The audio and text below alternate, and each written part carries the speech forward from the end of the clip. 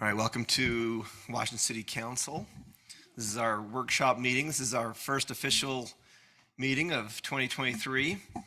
And we're just, Councilman Martinson is in Mexico and he's going to join us virtually for our meetings tonight. So we're just wanting to make sure that he has an opportunity to join. So we're just waiting a minute or two to see if he's able to get on.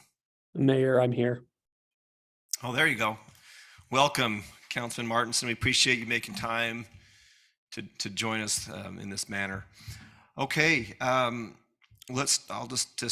call for an approval. Actually, before I start, let me just, I'd like to welcome a few guests. First of all, appreciate to have all of our department heads here tonight. We just didn't want to have an empty chambers for our first meeting of the year. But also would like to, welcome Crimson Cliffs High School senior Devin Jones, who is shadowing our city attorney today. And I'd just like to introduce and welcome Haven Scott with St. George News. He's newly assigned to Washington City and just doing a fantastic job. And so from what I've seen, he's really representing our city very fairly and accurately, and so I encourage you to be responsive to him. And then if you have things that are newsworthy, please feel free to reach out directly to him or to me, and I'll reach out to him, and we'll involve him in sharing all the great things happening here. Council, at this time, I'll look for an approval of the agenda. So made, Mayor. Motion by Councilman Ivey. Second. Second by Councilman Coates. All in favor? Aye. And I think I heard you, Councilman Martinson. Yes, aye. All right, we'll move on to our first order of business. This is department head updates. And so just as we transition from 2022 to the new year into 23, it was just important to me that this council, this governing body, be up to date and informed on all of the various departments within the city. So I've asked them to just prepare and take about 2 to 5 minutes max and share a little bit about what they accomplished in 2022 and some of their objectives and priorities are for 2023. And I think that'll be really helpful as we go into our strategic planning sessions and into our budget session. So Steve, can you, I'm trying to remember who's up first. I believe it's legal, actually. All right, we'll let you guys go in order. Go ahead, Thad Sagmiller. Thank you, Mayor and Council. It was a pleasure to be an employee of the City of Washington in 2022. It was my first full year on the job, and I feel like my first full year of really filling out the boots and accomplishing things. You'll see the button points there. It's hard to write it all down there. Two of the things that I'm most proud of, we had a couple of items of sticky and difficult litigation. They're not listed up there because I didn't want to just put them out there publicly, and you're all aware of those cases. One, a close one that just had neighbors that had strong feelings and just issues that were close to home. That I'm proud of our resolution there. Also, a number of properties and property disputes were either acquired or disputes resolved last year that relate really close to home and close to our downtown. I'm really proud of those two as well. What questions might you have for me or direction you'd like me to add to my goals list for 2023? Well, I think my biggest goal is that we don't have any goals for you as far as legal side goes. So, but that's my goals, is that we stay out of hot water, and I think you're doing a good job of that, Thad. So I appreciate that. And I think you do a real good job with working with us as council and help give us your opinion and your guidance as legal counsel. And I just want to say I appreciate every time I come to you, you're responsive and you're quick and you're thorough. So just keep doing what you're doing, and that's my opinion. I also have the same no litigation goal. So, Mr. Sagmiller, I do appreciate what you do as well, but I would just note, just continually being mindful of regulatory reform, just making sure that we're out and ahead of policy and ordinance, and which you do a great job, but sometimes in certain situations we find that some of our code is outdated, and just being aware of that and keeping it caught up would be very helpful as well. Thank you. I agree. That's been one of my goals and continues to be one of my goals. You'll see there the second star on the right, continue work on modernization of ordinances. You've got a really good point, though, and regulatory reform, there's so many areas. It's state law, it's city code, it's state records committee opinions. Utah ombudsman, property rights ombudsman opinion. So there's so many layers of it. As a small town becoming a big little town, Washington City has opportunity and challenges there, and I'll keep that on my list. Thank you. Would you speak for 30 seconds on the first star up there, your work on the regional water work group? Everybody may not be aware of that.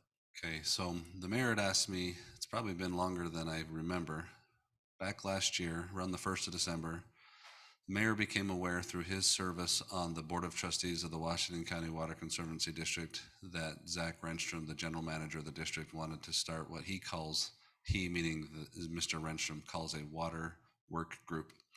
It's essentially a group of 7 representatives from the regional cities, Mr. Renstrom, and usually general counsel for the district. The purpose originally was to work on the regional water supply agreement that needs to be updated and amended this year.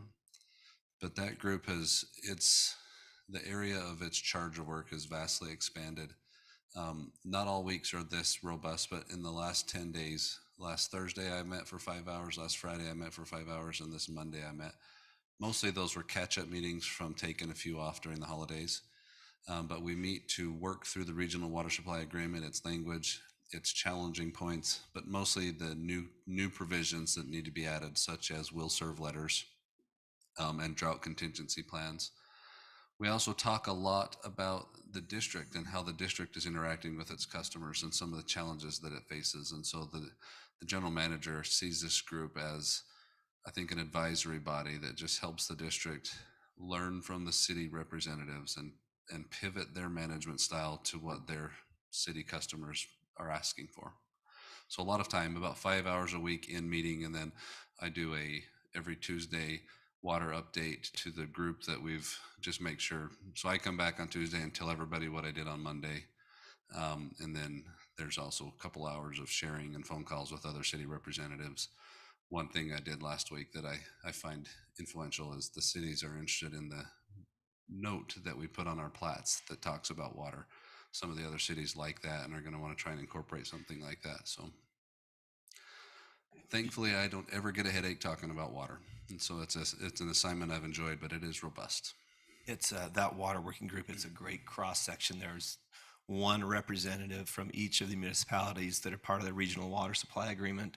And once again, Washington City's leading out. And I think your edits and drafts are probably the most influential on that. Thank you. We appreciate all your work. Thank you. Next up is our finance department, Brian Brown. Thank you, Mayor and Council. I never thought Dad would get tired of talking about trees. Now he's going to add water to that list. We have a great finance team. I really enjoy working with everyone over there. And what we accomplished, I couldn't do it without them in the finance department. And as you see on there, what we accomplished last year. As we go in the future, we're really excited about selecting a new accounting system and moving forward with a new accounting system that will help the city make decisions in the future. And the other thing that, well, you're dealing with accountants, we don't like findings on audits, so we want to make sure we have no findings next year with everything we can do. There's certain findings that finance we have no control over, but we want to make sure there's no findings, plus we want to make sure there was none from we will absolutely want to make sure there's no finance findings, for sure. So, but we want to clean audit regardless too.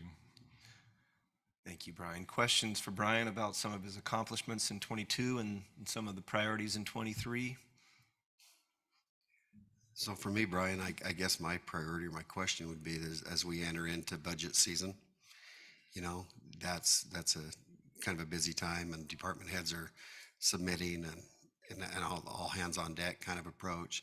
So anything you can see to help, you know, to bring that to fruition, and you know, like we do a good job, but it is kind of an all hands on deck kind of procedure. So anything you can do to help, you know, keep the council and mayor aware of what's, you know, what those things are looking like, so that we can be more informed to make a good decision in June. We'll keep you informed. That's key to make sure you're aware of everything. So we're just starting the process now of getting going on budgets. I bugged Jeremy this week about it, so. Brian, we appreciate everything that you do. You know, running a tight financial ship for the city, that's a big deal. And you're the best at it, so we appreciate you very much. So Thank you. All right. Next up is Community Development, Drew Ellerman. Thank you, Mayor and Council. As you see, we had our second biggest year on record, new residential permits.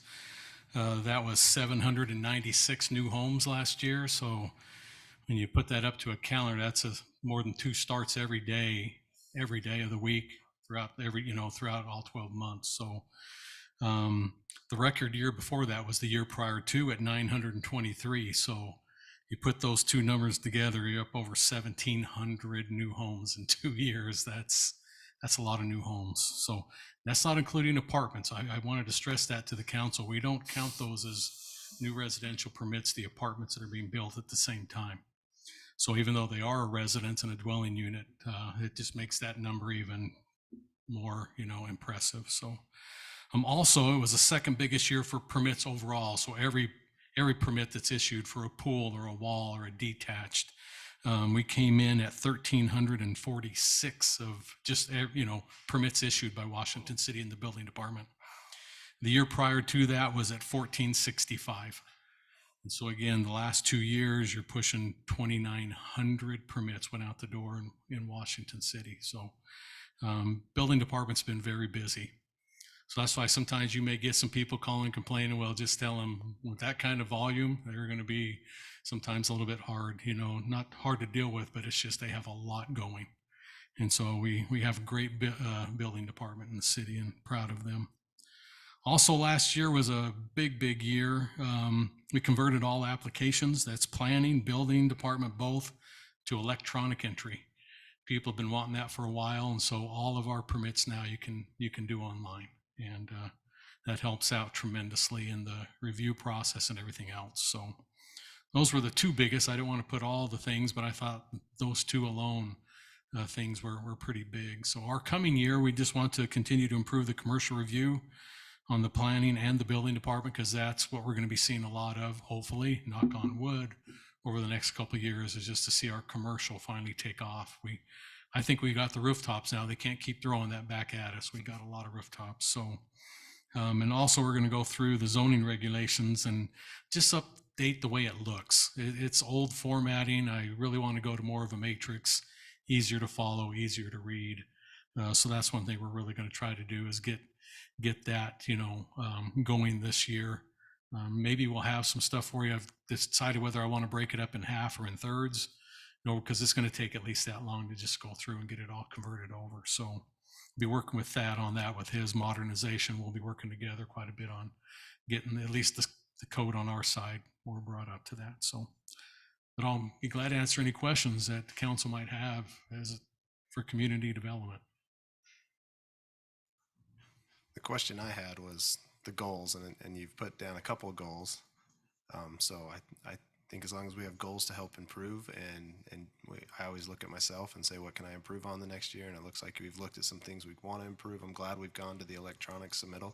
Yeah. I think we have some improvement on just the process itself, and I think the city's working on that because it takes time. So I'm excited for that. That's one goal I'd like to see, is that we fine tune that process between the departments, all the departments, through the review process. Yep. So Well, just to let you know, to add on to that, a lot of other cities are starting to look at how we went through all the bugs with ours, our electronic, and a lot of them are taking that as examples. So I think that's a big pat on the back for Melody. Melody was in the middle of that. And it's funny because the city inspect lady that runs that says, I'm having all these other cities want to incorporate what you guys have done because they really like how it works and how it looks. So that's a good example of how things are kind of moving there, is that we're now being looked at and in a good positive way, wanting to do what we do. So There may be a few complaints, but I get far more compliments on your department from the front end, the back end, and working with Eldon on Hillside. You've got a great staff. They're dedicated, and I see service-minded help every day. thank you. They're a great group of people. It's just good. good to come into that wing of the building and just to see those good people, get to work with them every day. So, okay, Well, we really appreciate you, Drew. Thanks for all you're doing. thank you, Mayor. Okay, next up, it's going to be our Power Department, Power Director Rick Hansen. Mayor and council, on the left side there, you can see some of the projects we completed last year, a couple fairly large distribution upgrades in the downtown area. Try to keep our system as reliable as possible. One of the other major ones was the Power Underground standards. We completely revamped that. That was about a 1.5 year process to get through all that, and it's turned out well. And we were able to secure the substation site for the Grapevine up by exit 13, and then the transmission line easements to that site.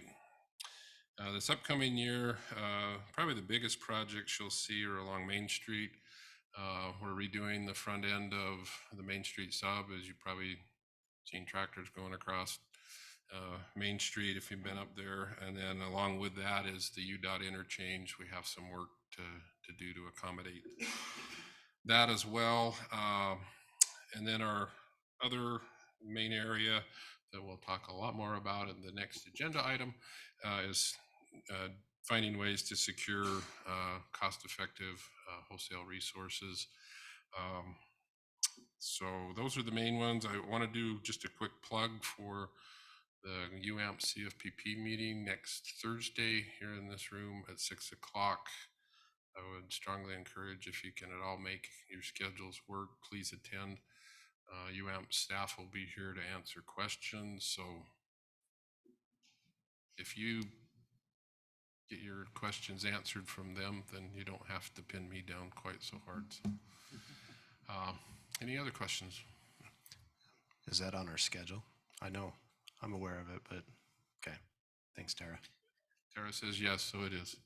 Rick, how many employees do you have in your department?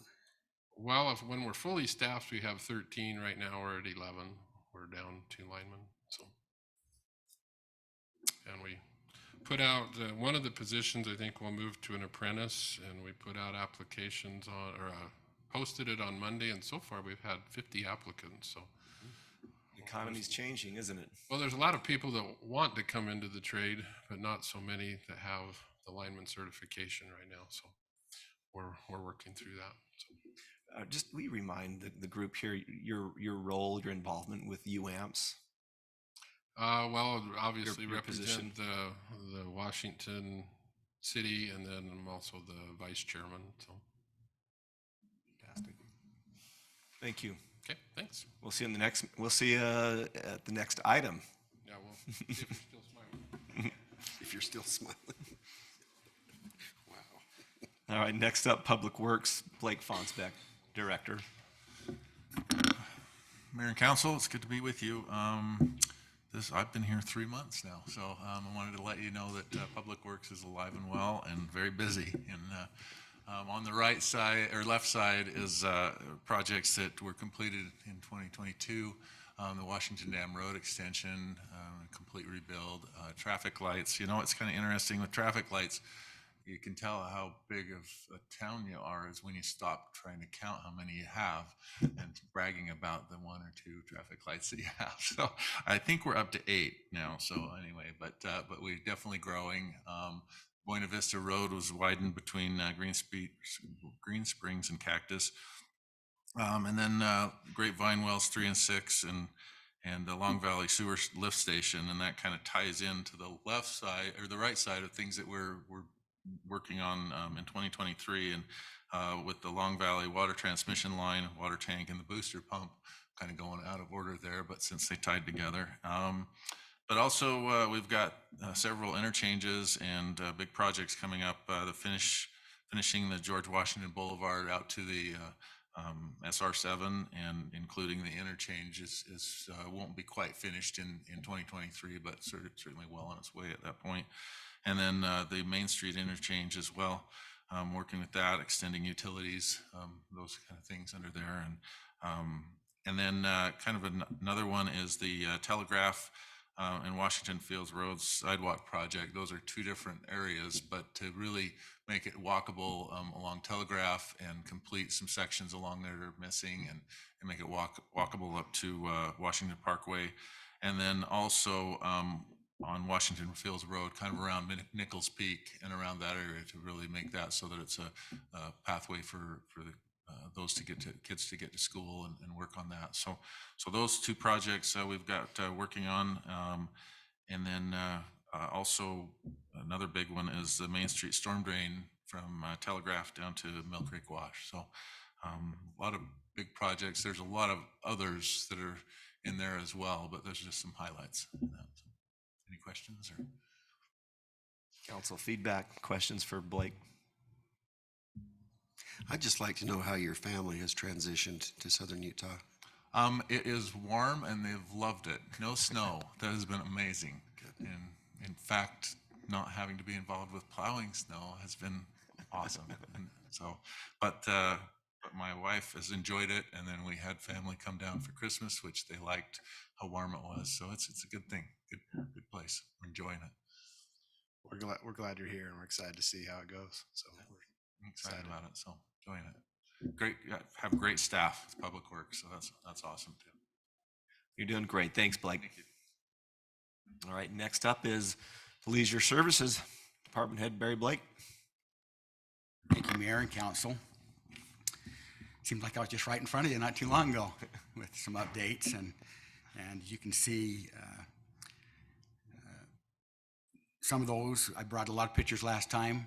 I don't know if you've been to the ball fields and seen that the lights are now up and they look great and they're installed.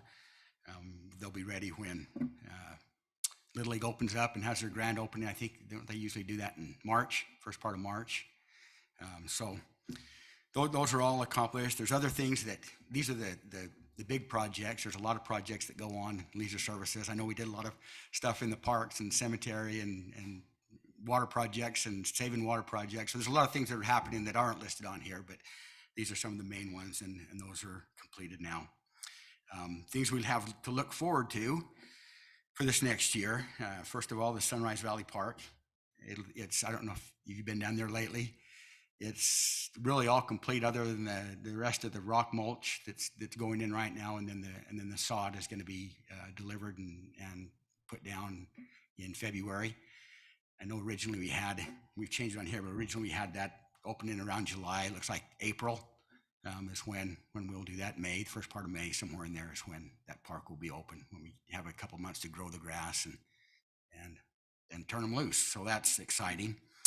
The new dog park addition, that is out to bid right now. We have the bid opening next Wednesday, and then we will bring that to council on the 25th in 2 weeks to award that bid. We'll start that project in February and hope to complete it in June.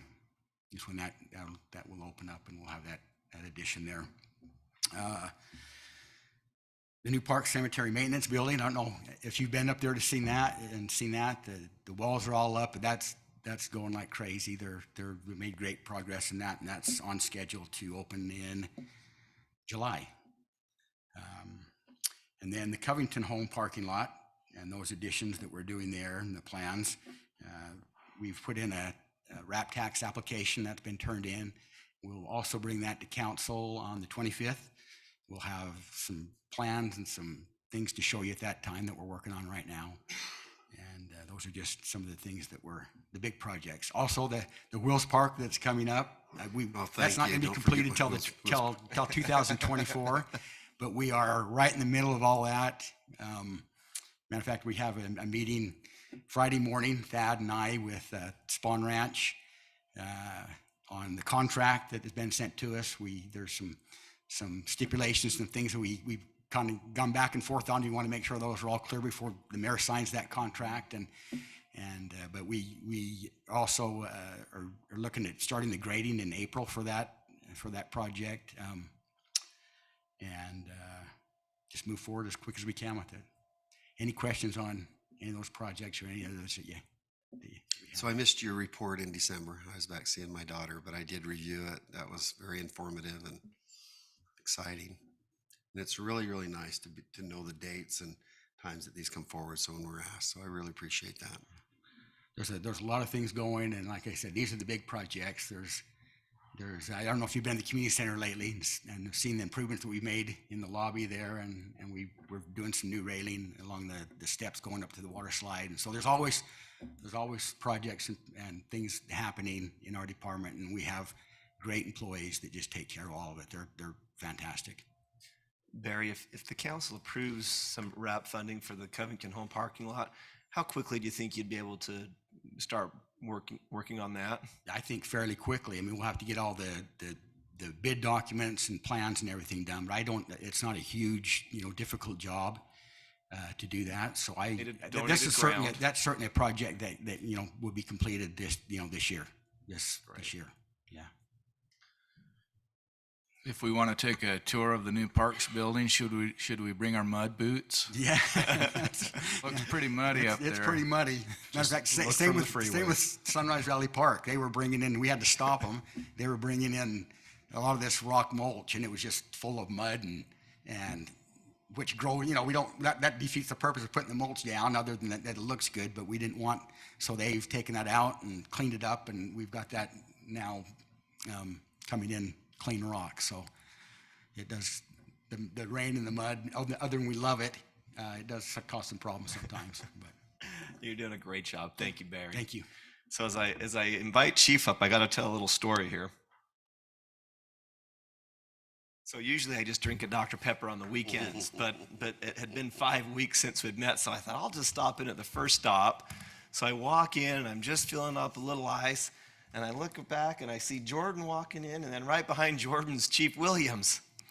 So I thought, what kind of mayor would I be if I didn't buy these guys a drink? So I go over there and I said 132 ounce and 244s. I have the 32, right? So, but Coke Zero, sugar free. but I pay for it, and then the lady says, "Well, is one for Chief? We don't charge him." I'm like, "I already paid." So apparently they charge the mayor, but they don't charge the chief. Tastes extra better now that you paid for it, though. I appreciate that. All right, go ahead. We've been a busy police department for you this last year. As you can see, our drug numbers have gone up incredibly since our last report last year, and hopefully they don't continue to rise, but we're combating that issue with our society the best we can. So there's quite a few significant amounts there. We've with the support of our council and mayor and our trust, we've started to do the ABLE training, which is active bystandership for law enforcement. It's kind of to help mitigate police misconduct and help preserve that community trust that is so needed in our profession. So that we've got 3 trainers in that in-house, and we have already started with training the rest of our officers, and our entire department will have this ABLE training, and we'll keep doing that even with new hires. It'll be a mandatory training for us. So we've added some new staff this last year, and they're off and running and working hard and doing the best they can, and much needed with all the growth and everything that we have. So some things that we're looking forward to are coming up. We're about to complete our accreditation with the Utah Chiefs of Police Association. That's also supported by the trust. It's got about 300 different bullet points that we need to match and meet, and it's just kind of a well-rounded to make sure that our policies are sound, our practices are sound and stuff, and it's just kind of a checks and balance for our police department. It also helps with the city when it comes to insurance rates, so that'll be good. Looking forward to continue to develop our staff and find ways to continue to do our community-oriented policing. We find that as the city grows and the department grows, we need to continue to thrive in that area, and part of that we'll probably need to look at ways that we can sector the cities so that we can keep that relationship and partnership with our community thriving. So as the city continues to grow and we've got the manpower and staff, that's a goal that I'm working on so we can preserve that. And then also as the amenities improve and continue with the citizens of Washington, our parks and trails. We want to be able to protect those as well and find ways how we can do that better and to make it all usable for our citizens and community. So some quick bullet points, but any questions for me? So Chief, do most of those drug, seizures, does that mostly come from traffic stops or? Yeah, it's usually stuff passing through on the freeway. Okay, those numbers are crazy. So it's good work. What is the 92,000? Is that just stay in Evans forever? How does that work? Does it go back to the state? It'll go through a seizure process through the courts. Once cases are adjudicated and that money is found to be linked to bad practice, bad behavior, whatnot for drugs, a lot of it goes into the courts, but then sometimes the agencies will get some back and it can be used to further policing for drugs and different things that way. So. Well, I appreciate what you do. I've had the opportunity to go with some of your sergeants, and I'm always amazed at what you guys can handle and deal with and the stresses you deal with. So I appreciate everything you do. We appreciate the support from this council and mayor. So thank you. Thanks, Chief. Chief Evans. WCFD. All the way. I owe you a drink. I think we should, I'm glad it's recorded because I think that's the first time he's walked away and not had a comment for me. So, I'm gonna write that one down on the calendar. I know you'll make up for it. It's fine. Lots of stuff in 22, and a lot of that was accomplished because of your support, which we very much appreciate. A department full of great people that are very invested in the community and just helping the people that live here and come to visit. So, of course, we were able to accomplish the ladder truck. That was a purchase that we were making. It was in our capital improvement. We basically were able to save $500,000 in making that a joint venture. We increased our staffing, added that one more person every day of those 3 people and a battalion chief. It really wasn't that long ago. Station 62 was closed over half of the time, and we didn't have any fire stations that were closed in 22. So some great accomplishments. When you look at the call volume, 2657, it's about 7.5 calls a day. It's a 35% increase over the last 5 years. It just keeps going up and up. We see that break up the same as in the fire service across the country. The majority is medical calls and then fire calls. We're just short of 1,500 of those are medical calls. So if you pull a lot of that out, really what we would count as a working structure fire, we had 8 of them in Washington City, and then we went and assisted on 6 others around the county. When we look at some of our matrix, it's just trying to keep up with that in the business, whether it's a fire or medical. It's all about getting there quick. And so we look at that standard of trying to be there in 4 minutes of drive time. And that's really what takes us to trying to take care of a couple of the problems. Unfortunately, Station 62 wasn't built to really house people. Of course, we have people that live there now. They work a 48-hour shift. And we did a little bit of remodeling. As long as Drew didn't hear that, it'd be okay. To make that work. He was so busy with permits last year. He didn't want another one. It's fine. Sure, it'll take time to go see what people did without his approval and shut them all down. Maybe a couple things. So we have some work to do in that station to get the staffing where it'll even hold enough people and do so in a reasonable piece, and then start to look at. We're looking at things that, so they're telling us now if we ordered a fire engine today, it's 4.5 years. So just trying to plan that ahead, including what we're going to need in all those capitals to keep us working and keeping things moving forward. It's all a lot different in that planning process when you got to plan it out that far. So trying to do that and stay ahead of it, and so we can do it incrementally and not all at once. We have to put money down now to order it in 4 years. You don't have to pay for it. You don't even have to put money down, but you got to get in line if you want it. They'll let you prepay for it, and they, for the most part, they basically give you your interest. And so it's not a bad deal. We prepaid for the ladder truck. It saved us about 50,000.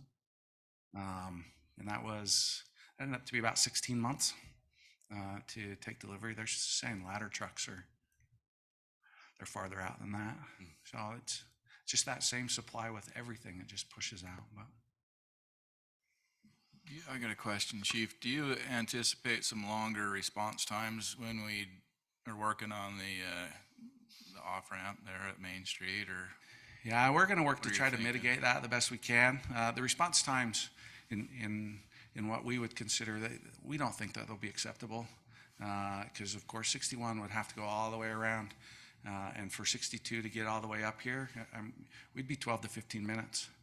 And if it's a true emergency, whether it's a medical or a fire, it's over in that time. Just so we don't think that it will work. So we're working on, and we've been talking about some options, even taking some of the crew and splitting some smaller crews. It still needs some help, and other people have to get there, but at least making sure that we can get a couple of people there and get things started, and doing that. And that it's on the list to work with the UDOT group for how long that will be, a hard closure that we won't even be able to get through in an emergency. And so we're going to work to mitigate that the best we can. It's on the radar. And those have been ongoing discussions this past year with what that would look like and some options. And, it's been my privilege to be able to ride with some of your firefighters and to get to know them better and you and your department better. And the one thing that I would say with encapsulating this last year's experience is just seamless work. They just work together so well with other agencies, each other. They know their jobs. They're cooperate. They're kind of I equate it to like a ball team where everyone understands that everyone has a role to play for the success. And it's been a privilege to get to know you and your department better and bring some of those experiences back to the council and to the mayor. And I appreciate you letting me do that. Thank you. Appreciate it. Thank you, Chief. Keep up the good work. Next up is Human Resources, Ruth Holyoke. Thank you, Mayor and Council.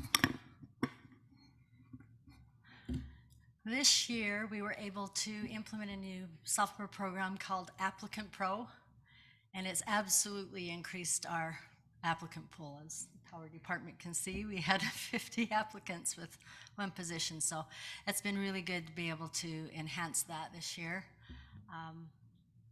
In addition to that, we kicked out the new handbook, which there were several great new changes to the handbook that we're really pleased to have out and rolling now. And Steve got that it's on the website now, so it's available and accessible to all employees.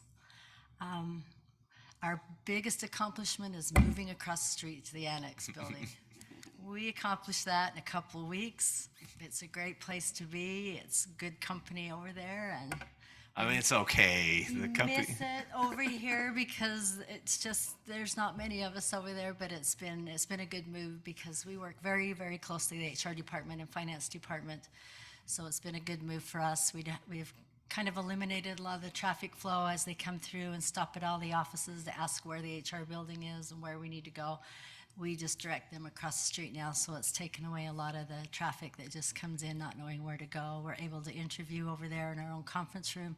So it's been a really good move for us over there. Some of the things we want to do this next year is just continue on with Applicant Pro. There's several other features that we can add on to this program that we think will just enhance the HR department as well. We want to continue just striving to make it a good environment and to serve our citizens, serve our employees the best we can. We currently have 495 employees, 209 that are full-time, and the rest of those are part-time.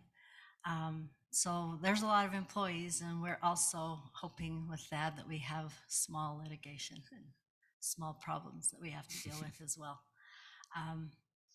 The big goal for this next year is just increasing our staff, making sure that we have the retention, maintain and sustain our current staffing, and maintain our health care and see where we shake out in the next month with our compensation. We're hoping that we're right in the pool we should be with the last couple of years with our compensation that we were able to give employees, I think we're going to come out pretty close to where we should be with the market numbers. And so I think we're going to be able to hopefully maintain and sustain our proposed budget this year.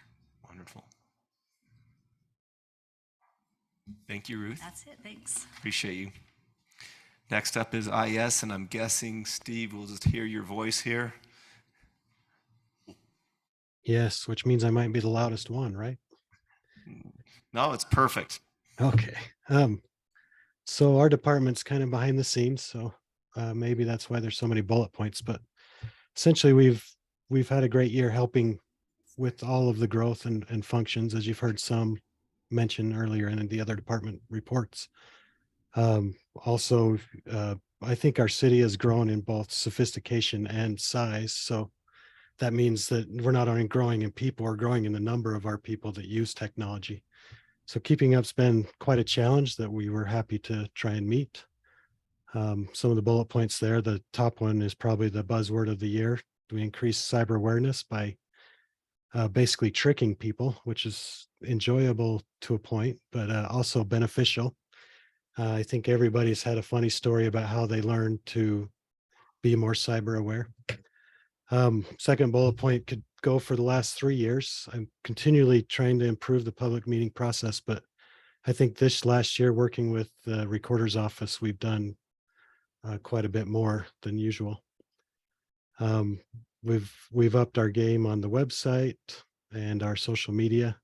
The drone tours, which were produced over the last few years, but many of them last year, actually reached the attention of a city in Texas who emailed us to let us know that they're basically copying our park website. So that was kind of a fun thing to receive. And of course, infrastructure continually has to be improved. Issues come about the more devices you throw into a system, and we have to continually upgrade to allow the future to keep coming to our city. So over the next year, we've really got to refresh our website. That's not a redesign. That's a refresh, which means it'll look largely the same. It should just function better and probably have some newer styles, maybe some new colors and things like that. Complete some of our other stuff and continue to streamline things and upgrade our network for better security and upgrade our people's knowledge of security as well. So it's been enjoyable. I think we've met the challenge without too much growth in our department. So we can be really proud of it. I think some people might feel the stress, but I still, when I look at the big picture, I think the guys have done a really good job. So if you have any questions, now would be a good time to ask. So I'm a little bit technology challenged, and these guys have really helped me out several times, and they're really willing to help and really good about that. So I appreciate that. So thank you. Thank you. Steve, everyone in this room and beyond, we really appreciate all you do, and I love the fact that we're high tech and cutting edge when it comes to efficiencies and the way we communicate and progress. Thank you. Let's move to our next one is economic development, and Rusty Hughes. Good afternoon, Mayor and Council. Team Washington City. Well, I'll go over these real quick, and then I'd like to say something. I always like to say something. It's really been a pleasure, and I'd like to say that these goals are not possible for my Department of One to reach without the cooperation and support of wonderful city staff, great elected officials, and the community at large as well. So I really appreciate and I'm grateful to be here.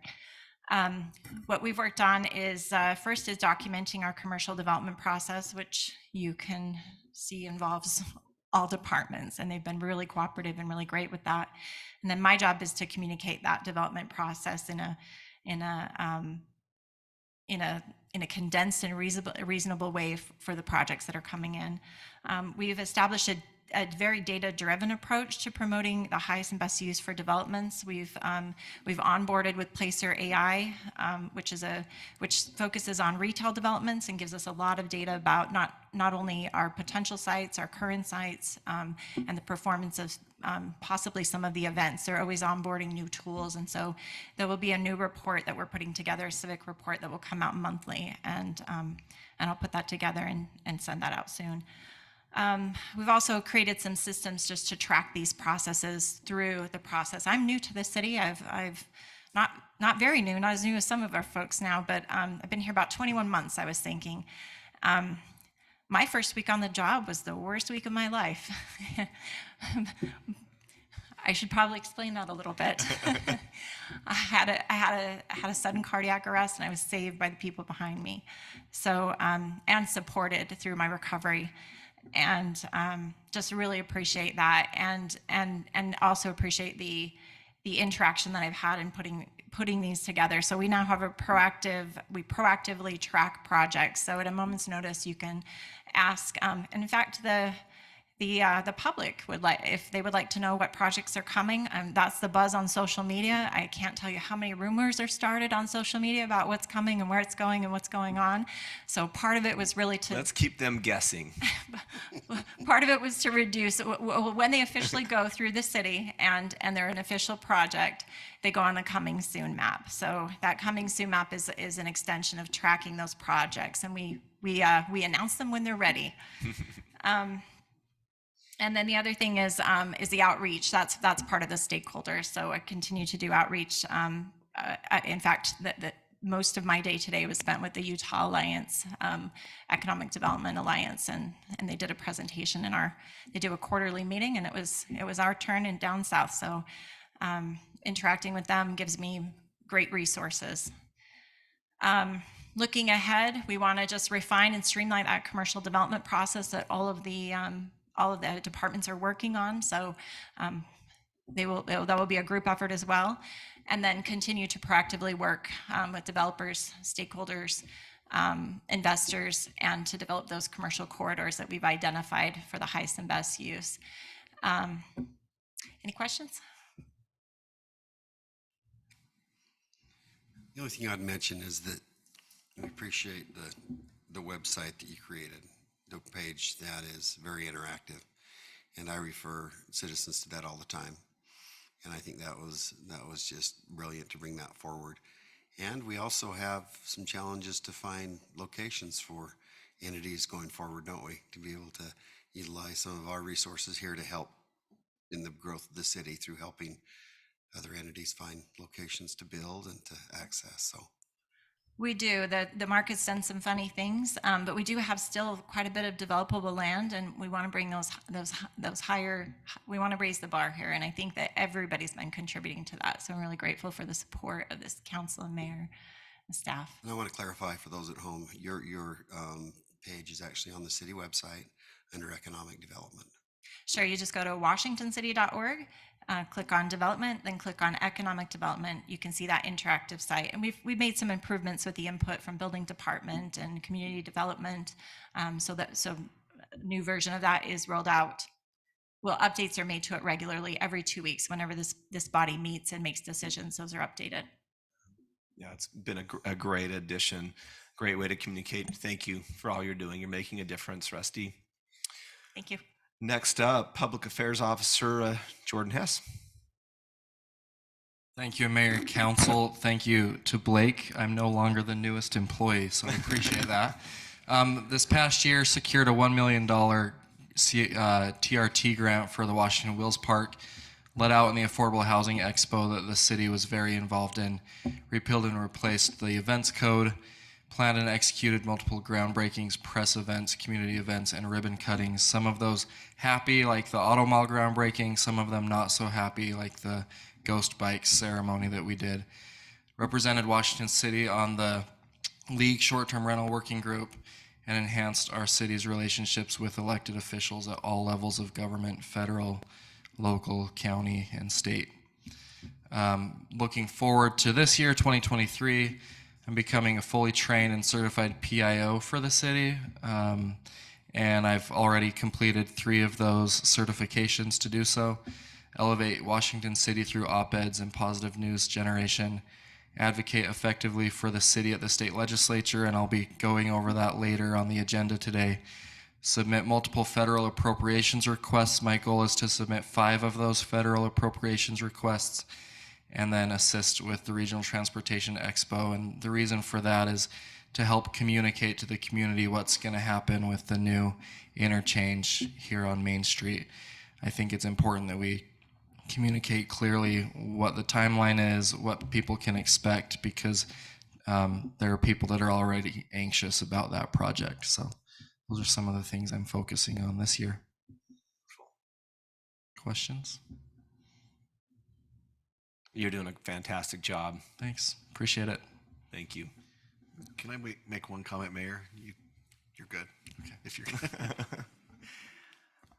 rather than saying thank you to all of them, I think that you can see we have a tremendous group of departments and department heads and employees behind them, and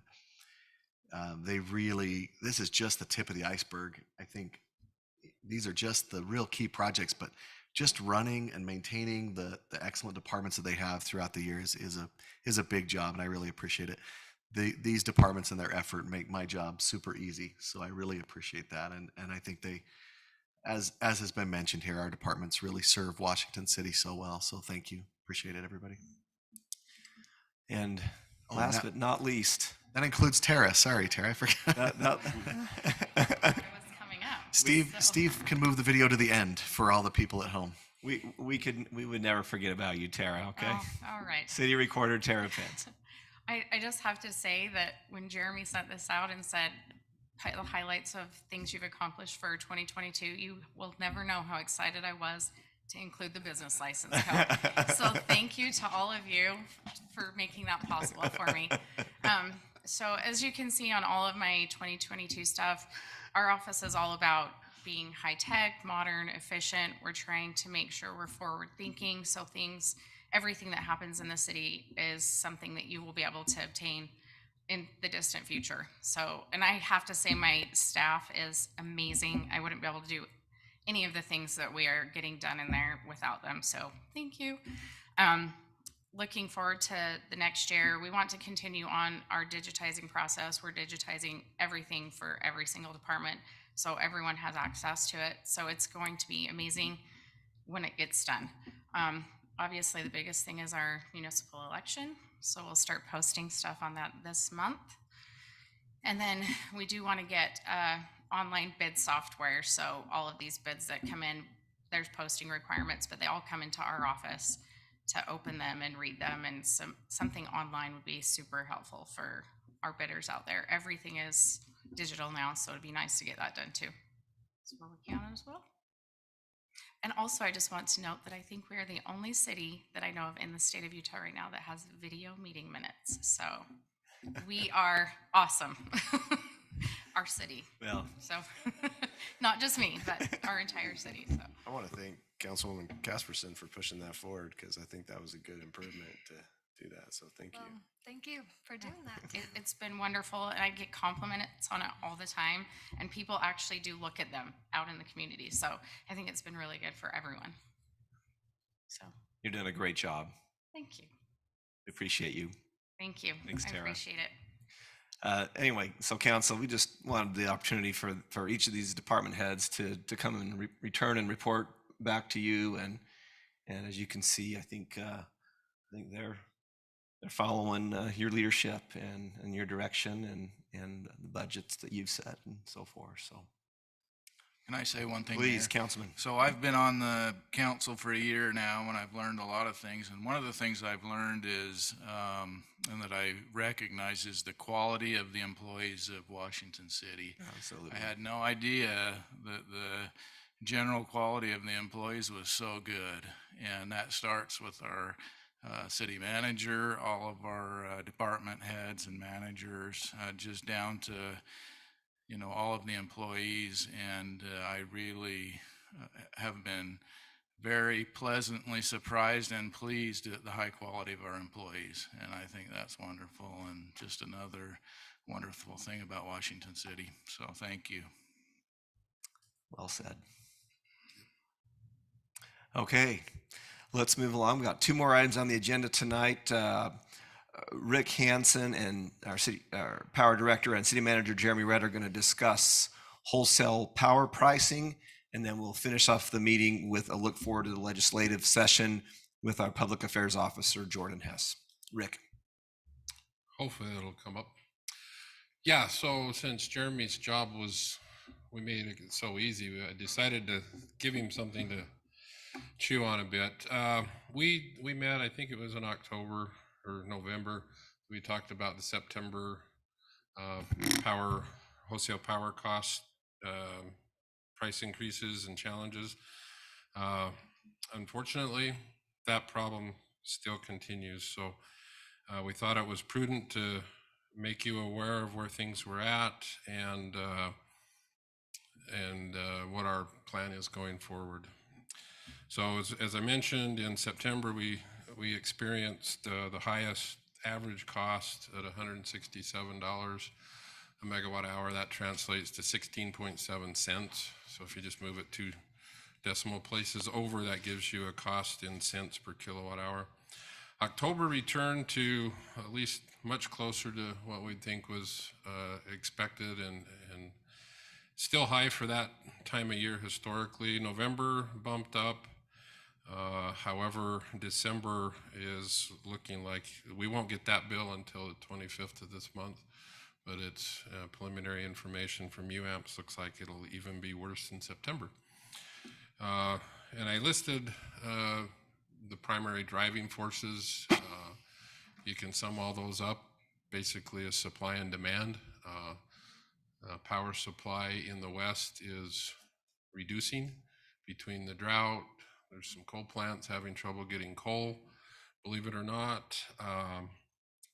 Plants being retired. And during December, the northwest part experienced colder than normal. So what this has been doing is basically the next incremental resource is going to be natural gas. And natural gas prices have gone crazy in December and continued into January. So, so nonetheless, and that's where the next level of resources available is natural gas. And like I say, January is continuing that trend, but not probably quite as bad as December. And so these are the slides I updated from what I presented in November. This turquoise teal line is 2022. You can see most months were a little bit higher in load, but not dramatically, would be what is expected in a growing community. Wholesale power cost. Again, when we met last time, we talked about this peak here, came back down. And again, the December number is projected, but it's not going to be a whole lot different than what's shown. Rick, on the prior slide, you showed some of the reasons why you thought that the December load was so heavy. Did we have contracts that expired, or did we just not have the capacity within those contracts to where we're buying on the market and paying premium for those? Again, it's tied back to natural gas pricing. One of our larger resources that we have is the Nebo Power Plant. They had an outage scheduled in October to be done in November. They found problems. It still won't be online until the end of this month. And so that resource has been very limited. And it's been historically run using market purchases on the gas. And when the market price is going high on the gas, again, unusually so, 2-3 times what historically has been done. Even running that plant been pretty expensive when it's been able to. So what is the resource at Nebo? Is it a natural gas? It's a natural gas plant, and it's a so it was just limited with the capacity, and or is it just frankly a result of the supply and demand of natural gas? it's a, like I say, it's a combination. That plant has 2 generators in it. They call it a combined cycle. It has a combustion turbine, which is basically a jet engine where you burn natural gas through it. And then it has a heat recovery steam that'll take the waste heat and generate steam. It's the steam turbine that had the larger problem that still isn't back online. So they are able to run it with just the combustion, but it's very limited capabilities and what they can do. So So- Rick, let me ask a question right there. Mhm. Are you anticipating some more traditional generating plants going offline, like particularly coal? Are we anticipating more of that, or is it stabilized? As far as I needing, think, getting the coal or being sunsetted? and I don't know if it was in my, I don't think it was in my last slide. Maybe it was to the power board I had showed. But yeah, between now and 2025, there's a whole bunch of coal scheduled to come off. And, The, and will the that, supply and demand is not gonna go away anytime soon. does that correlate well at all with the small cell? Yes, I think they're retiring faster than we'll be able to get that online. Again, that's, partly my personal opinion is some of the forces at different government levels have been forcing things to retire and not having a real good plan of how to replace that. Wind and solar are fine, but they're not a direct one-to-one replacement of a coal plant or a natural gas plant, things like that. So it's, again, as this slide shows, the last 5 years, we're in a pretty narrow band, and then it's really come to light this last year. So, and I've got some slides that'll show some of the things we're trying to do to mitigate this. But I would be frank with you, I think we're going to have some painful months in this year. I don't think this is going to, it's not an easy problem to fix. I had one customer call once and they says, well, why don't you just go buy some of that cheap coal? Well, it's not out there. You can't do that. It's anyone that has the coal is keeping it very tight, and they're using or exceeding even the capacity they have there. So, So you said that some of the reasons that the plants are retiring it has to do with political. well, there's going to be government. some serious emission requirements come in 2026, and In so 2026? yes, and so in fact, the UAMPS had a project that was the San Juan plant in New Mexico. And most of the coal plants, there hasn't been a new coal plant built for years and years. And so they're coming up on the end of their useful life. And so if they have to put tens or hundreds of millions of dollars on pollution reduction on a very old plant, it reaches a point that it doesn't make economic sense to put that in. It's like having a 40-year-old car. Are you going to spend $20,000 to try to repair that? It doesn't make sense. So the coal fleet is very old. I mean, I don't know when the last one was built, but I would bet it's 15 to 20 years ago, in that range. So like the IPP plant that's scheduled to go offline in 2025, I think it's coming up on 30 years old. So. Are there any price stabilizations that the government would impose or could impose regarding natural gas to try to help stabilize the market? I mean, from my perspective right now, it would be great. I haven't heard any push to do that. So there isn't that upper level of protection out But there. it's mainly just supply and demand. Yeah. That's what's driving the price. And I talked to a representative from Dominion on some different issues, and we talked about this issue, and that's basically his take on it. So our contract must be like a cost plus type thing. We pay a percentage of over their cost to produce. It's the natural gas. It's just like when toilet paper got short in COVID, you were paying a lot for toilet paper. Right. And if you're the one holding that commodity, you're going to potentially keep raising the price until the demand starts to come back down. And to a certain extent, we're somewhat of a captive. I mean, the only other choice is, you're going to shut off load to reduce your demand. And I know that they know that that's not a popular thing. So I think to help answer your question, you're kind of asking how our pricing works. With UAMPS, we choose certain projects, and we have over the past, when did we get into the power business in Washington? In the 80s? 87, 88. So since then, we choose which projects we can be a part of and which ones we aren't going to be a part of. And some of those are locked and they have really stable pricing, like the CRISP project, the Colorado River project. But when the level of the dam is low, we don't produce as much electricity from that project.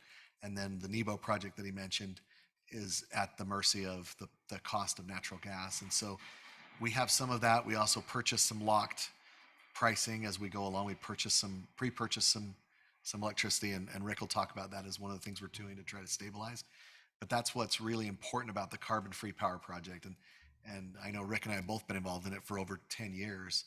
And that meeting on the 19th is critically important for that reason, if you could attend, because this is one of those big projects that eventually we hope will help stabilize our load and take away some of that. But right now we're quite exposed to the market. So if we don't have locked pricing or a purchased load from some plant that we have ownership on, then we just are at the mercy of the market daily. So our locked pricing sources aren't producing enough right now, so we have to go out on the open market and buy.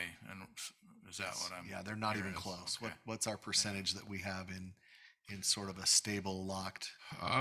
For this year, we'll probably be in the 70% range. And I've got some graphs that may help illustrate that a little bit better. And to be quite honest, the growth hasn't helped that at all. Since I've been the director, I think we've increased, and that's in a 5-year period, probably in the 40% range increase. And it typically takes 2, 3, maybe 5 to 6 years to get a resource online. So while you've got all this going on, the load is, every new load that comes on is load that we don't have a firm resource for. So that creates, it exacerbates the problem we have. How many sources? Do you have an idea of how many sources you? I'll show you on some Oh, graphs. okay. Lots of pretty colors. So we talked about the PCA, and we'll get to I guess a comment or a direction, but the teal line is where it should be by calculation. The blue line's what's been implemented. Again, we're under collecting on that, and we'll chat on that just a little bit later. And that's when we asked you in October to let us under collect, and we'll use some of the rate stabilization fund to make up the difference. But we were hoping it was a 1 month gap. Anyway, go ahead. Yeah, and so some of the steps that we've taken, we've commissioned Utility Financial Solutions to do a new rate study for us. The data's been submitted to them. In fact, we have a Zoom call tomorrow with them that we might get some real rough preliminary numbers, go over the data, any questions they have. So I'm hoping that one of the February meetings we'd be able to have at least some preliminary numbers to bring back to the Power Board and the council to discuss. Again, I fully expect that basically what's going to happen is the general basic rate's going to go up and the PCA will come back down. So in the net result, you're going to end up about in the same spot. Through UAMPS, again, one of the things that on that Nebo project, again, historically, the way the gas has been purchased has worked out really well and saved a lot of money as opposed to locking up gas. However, there's enough volatility right now, and I've talked to a lot of members in that project. I think we're going to push to get a firm gas price. So even though it might be slightly higher over a longer period of time, a known commodity is probably better than an unknown commodity. And we're doing some of the same things on our purchases.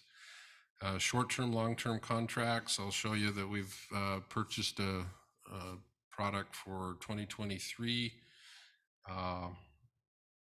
to help provide some stability.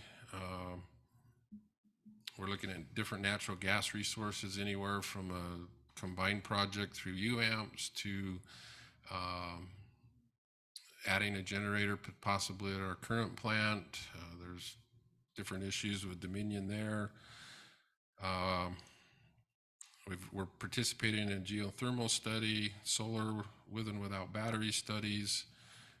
We have looked at increasing the output of our wind product up in Idaho. It doesn't look real favorable, the cost versus the benefit on that one.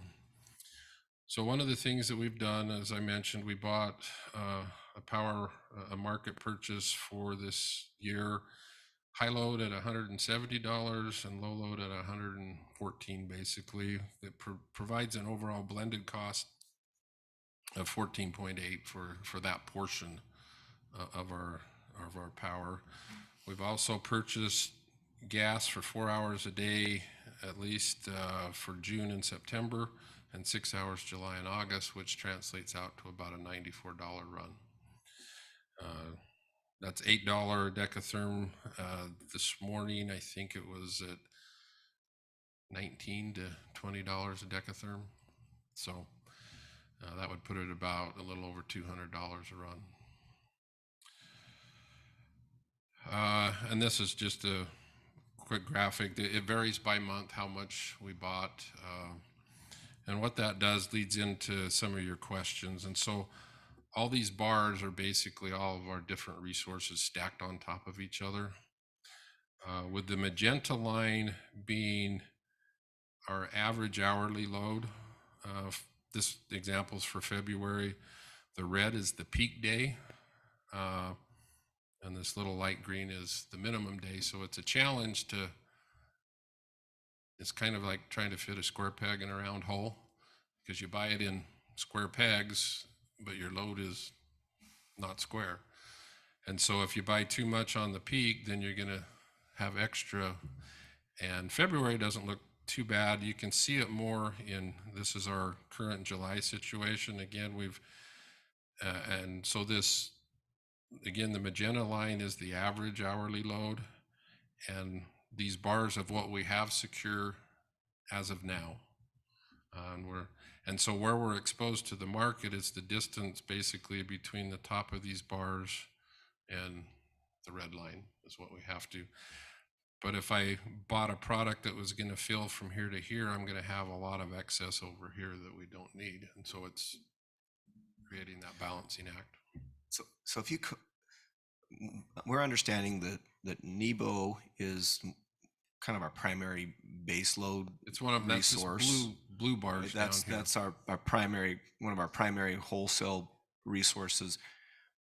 The December issue was not necessarily because of that much like disproportionate increased use. It was market because this was primarily a natural gas with heat recovery resource.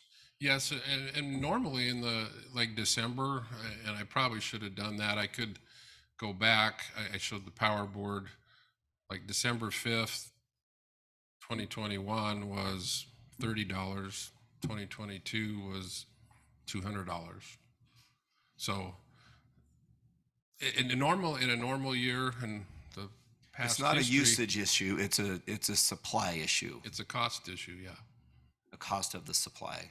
So is it a cost issue or a supply issue then? I mean, it's like I'm saying is there's plenty of resource. It's just that it's expensive. Is that what? Yes. Yeah. There's plenty. It's just expensive. Well, there's not plenty because the shortage of it is making plenty the cost is right. The cost. Yes, you can find it, but you're going to pay for it, basically. And do you think that's the new norm, or do we think things are going to level out with supply and demand? I think we're probably going to be in this mode at least for a couple of years, is my gut. I think there's a bit of a panic, a bit of a run on power resource. Probably a little bit. I think it's I don't think we want to underestimate these coal plants coming offline too. I mean, the San Juan plant, Washington wasn't involved in it, but Blanding was, so I was heavily involved in it before, and nobody wanted that plant to come offline. That was a good resource. It was a good, stable baseload resource, but the rules and regulations got to the point that it just made no financial sense to continue to run it. But 10 years ago, it was a fantastic resource. What changed? The rules changed, and all of a sudden that plant, huge plant in Farmington, New Mexico, comes offline. That's everybody that's connected to that plant and all that goes away. And I guess So they have to go find it somewhere else. yeah, I'm probably opining more than Rick would want to, but everybody says we'll just do wind and solar, and California's driven a lot of this, and the federal government's driven a lot of this. You can't replace this with wind and solar. We have wind and solar projects, but we can't turn them up to match our load. They are static, and they're dependent on the weather. So it's just and what do you do at night? You know, what do you do when we have these hours that we have? It's just a really tough problem. But as those resources go offline, there are less resources, and they can get more money for those resources. But we even saw in California this year, they were talking about rolling blackouts. They were talking about not charging your cars. They did not have enough power to keep going if the load kept moving up. So And that's we could face that. The other part of my soapbox, and by the way, why don't we incentivize people to add more load by giving them $10,000 to buy an electric car? You know, there's just the plan to get from A to B. There's nothing wrong with getting to a clean resources. I don't have any problem, but there was no plan to get from A to B. Bridge the gap in a financially fiscal manner. So what we do have coming online, we do have a small bit of solar that should be online next month. And then in the end of this year, we'll have about 8 megawatts of solar also coming on, which will help some during some of those hours. And those two projects are 6 months to a year delayed from what they were originally planned because of supply chain. And then besides the study projects of the natural gas, the geothermal, and those, the CFPP would be our next major one to come on. So after looking at this, discussing it with Jeremy and our staff, I really think from a financial standpoint, we need to allow the PCA to go to its calculated value. Of course, when we have the rate study, that'll all reset to a certain extent. They'll have a new rate, and the PCA will start out probably. Remind around us zero what again. PCA stands for.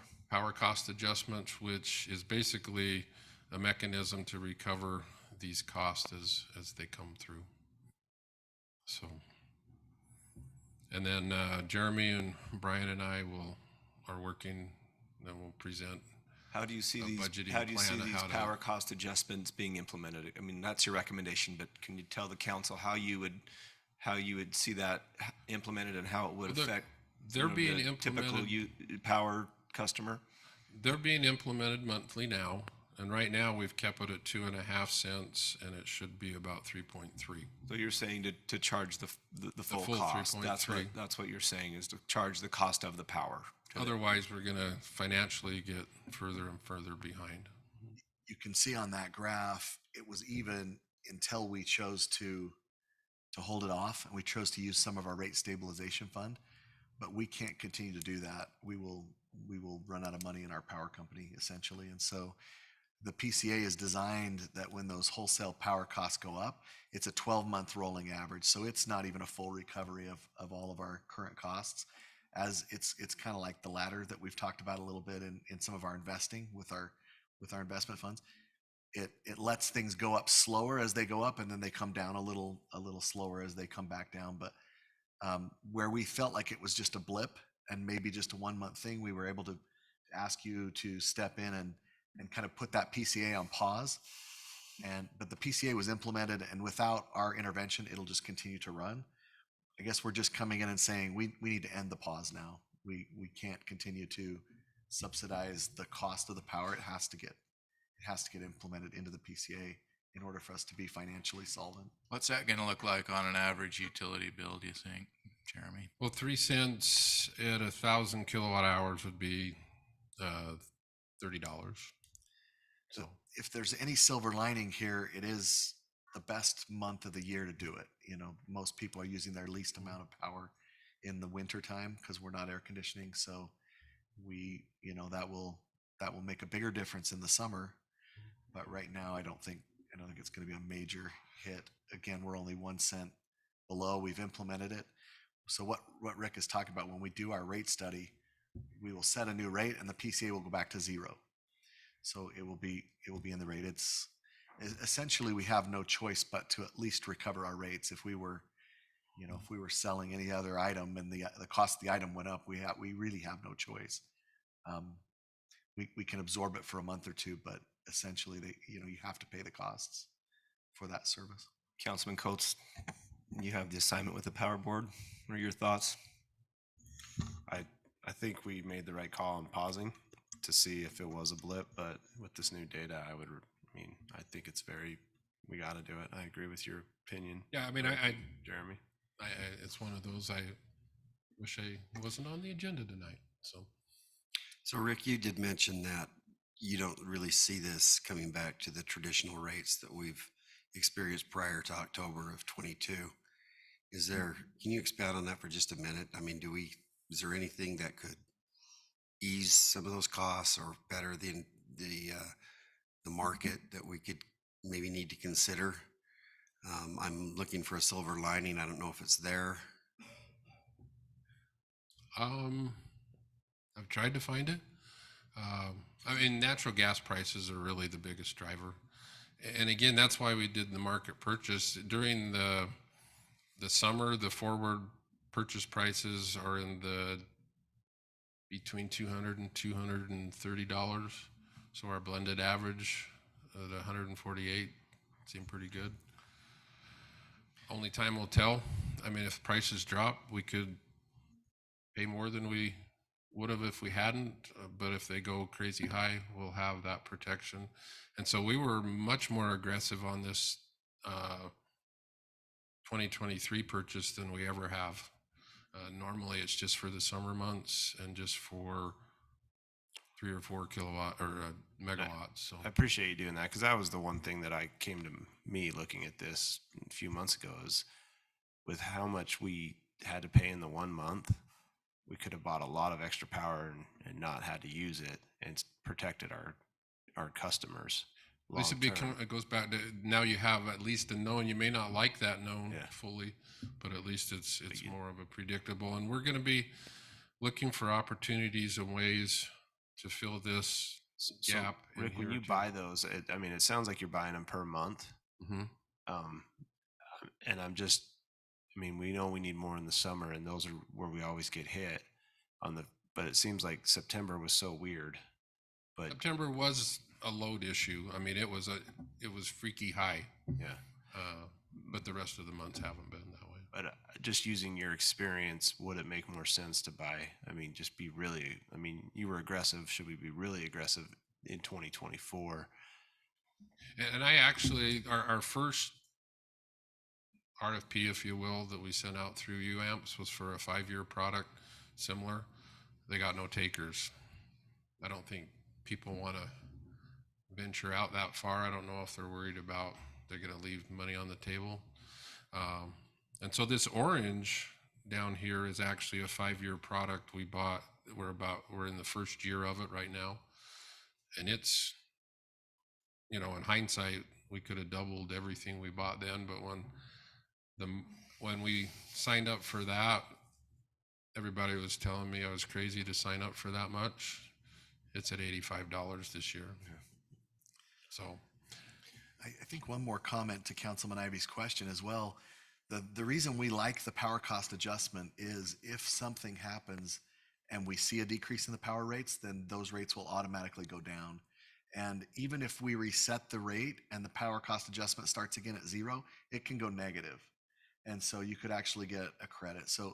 Which it did in 2020 here. It has. A couple months. So the structure that we have actually allows it to go up and down with the market. And so it's a little bit, we don't have to time it perfectly. If there is something that's unseen that happens, then the rates with the PCA will let them drop gradually. Again, it's smooth with a ladder type effect, but they will drop. Councilman Martinson, are you still with us? You I probably, sure am. I knew you would be. I just wanted to give you an opportunity to speak to this item before we move to our last item. I think, you know, one thing that I've had, not like recently, but one thing that I have had several citizens come and ask about is, you know, rebate on solar panels when they put it on their homes. I don't know how much more we've looked into that since that program was implemented, but how do we, you know, incentivize them to put solar panels on their homes to reduce some of that load? I wouldn't personally be a big fan of a rebate. One of the things that we will be looking as part of this rate study is what the buyback rate is. Right now it's 4 cents.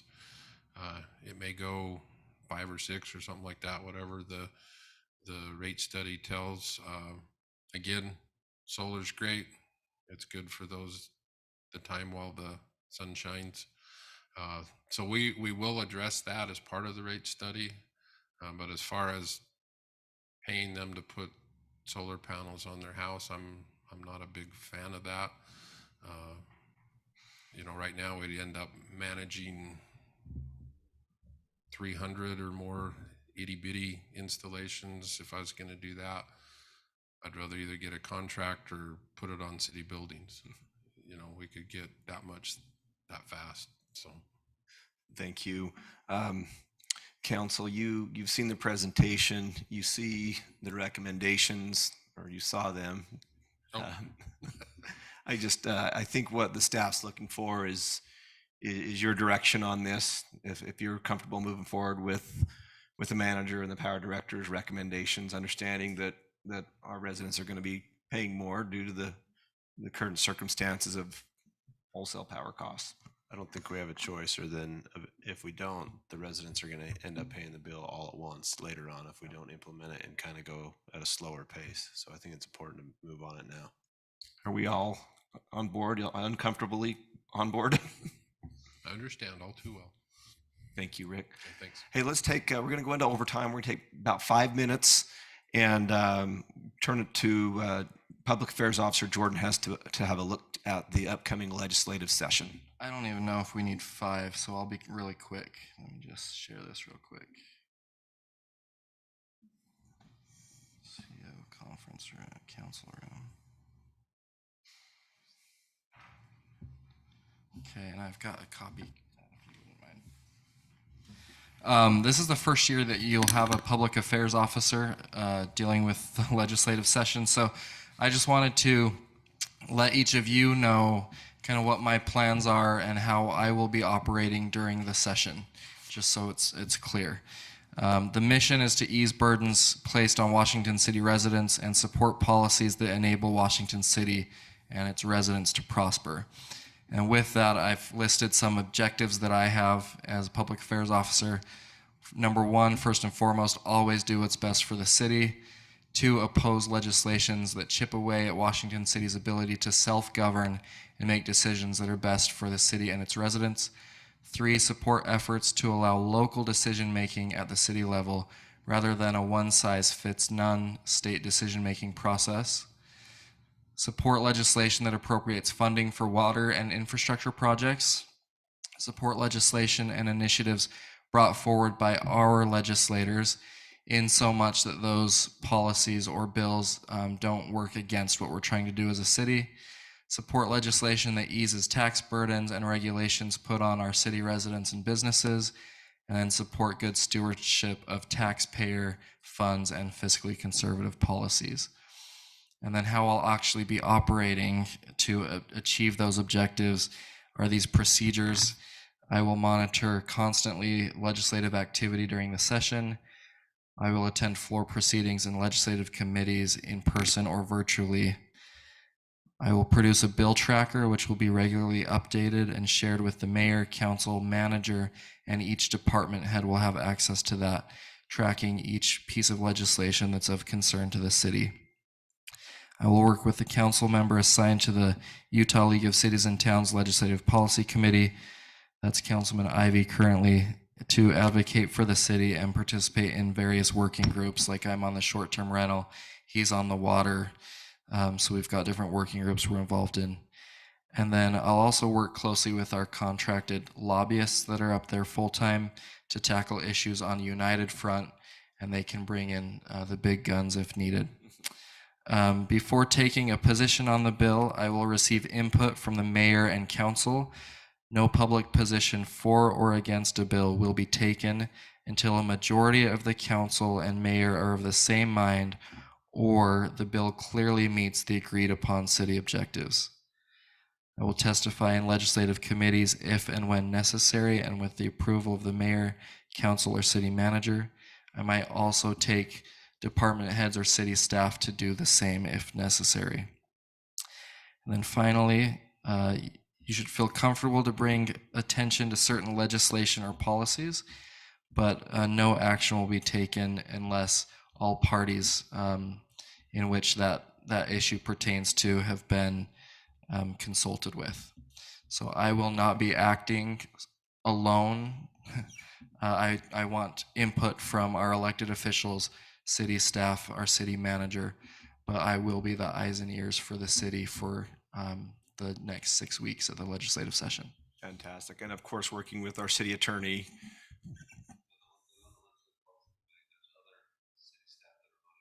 Yep, you're on that as well, and the mayor, and yes. Fantastic. Any questions? Council, questions for our public affairs officer? It's going to be exciting. Yeah, should be a good, fun 6 weeks. Thank you. I'll call for a motion to adjourn. Motion by Henderson. Second. Second by Coates. All in favor? We Aye. stand adjourned until 6 p.m.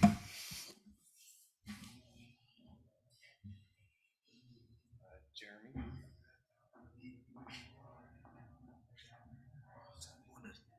I don't know what to tell you on that school district. The ongoing. He went in and ripped out one week.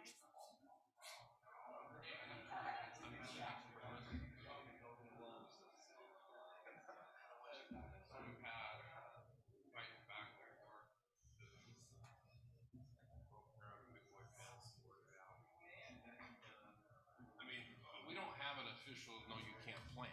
Obviously, you can't dig through our lines.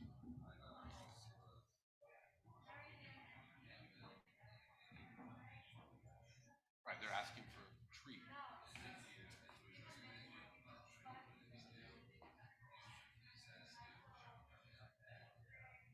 Yes, and if it breaks your line to your house, you're gonna be the one out of service. Yes, but so there isn't, I thought this was put to bed, it was probably 3-4 months ago. And we got calls from this guy and calls from that guy, and they went back and forth, and I'm not getting it. It's fine, your HOA.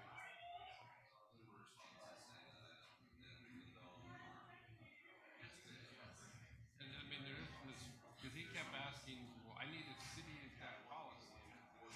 Don't have one on planning, vegetation.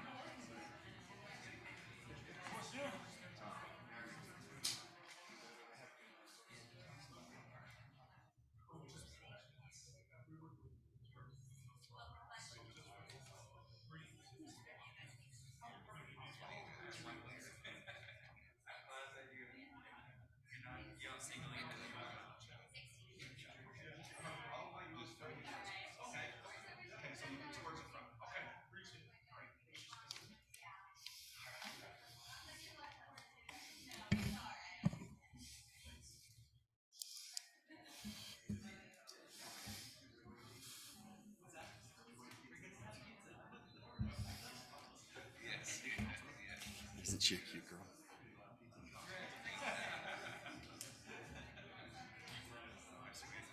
Good.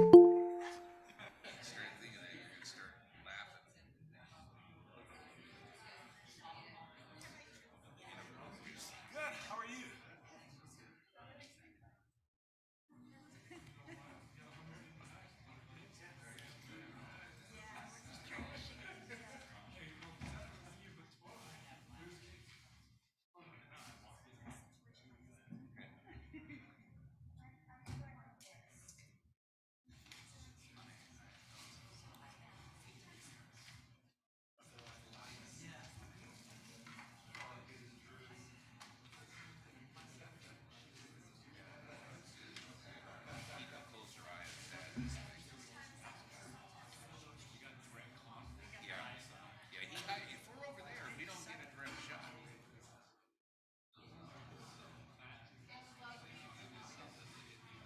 I thought I missed a joke or something, and I don't want to miss any of that.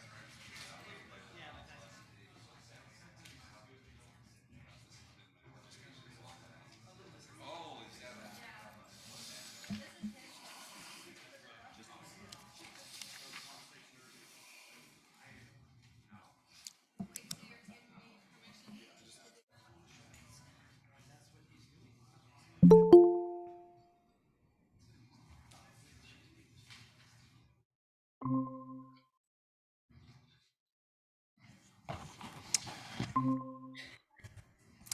Welcome to Washington City Hall. This is our first council meeting, our first regular council meeting of 2023. Today is Wednesday, January 11th, and our meetings are also streamed live on our YouTube station that can be found on washingtoncity.org/meetings. We appreciate the participation and our relationship with the Interfaith Council. Our invocation this evening will be offered by our good friend, Reverend Jimmy Keston of Solomon's Porch Foursquare Fellowship. Jimmy, Reverend. Jimmy's fine. What a joy to be with you to kick off this year. On behalf of the entire church family at Solomon's Porch and all of the member churches of Interfaith Council, we are so grateful to have the opportunity to open your meetings in prayer and allow Washington City, as our other cities do, to see the amazing diversity that has become a hallmark of this place. Year kicked off great. I don't know how many of you were able to make it to prayer over the city, but we set an all-time record, over 430 people in the tabernacle at noon on a New Year's Eve to pray for our communities, our local communities, and what a joy it was. And let's open your year in prayer. Our gracious Heavenly Father, we are so thankful for the community that we live in. We are so thankful for all those here in Washington City that call this home, for the tremendous people that make up the staff and supervisors of all of the departments and offices of the city. And we are so grateful for the faithful service of these members of the council and the mayor of this community. Lord, we ask for your blessing upon Washington City and all of our county, and particularly on the decisions that need to be made by this body, that they would have wisdom beyond their capabilities to guide the city of Washington forward in this new year and beyond. We thank you for all that they do. We ask for your blessing upon them and their families and all who come before this panel today. In the precious name of Jesus Christ, our Savior, we pray. Amen. Amen. Amen. Thank you so much, gentlemen. Reverend, we understand you've got church services at 6:30 p.m. That'll be great, and this might be the best pledge that's ever happened in Washington City tonight. So you're in for a good one.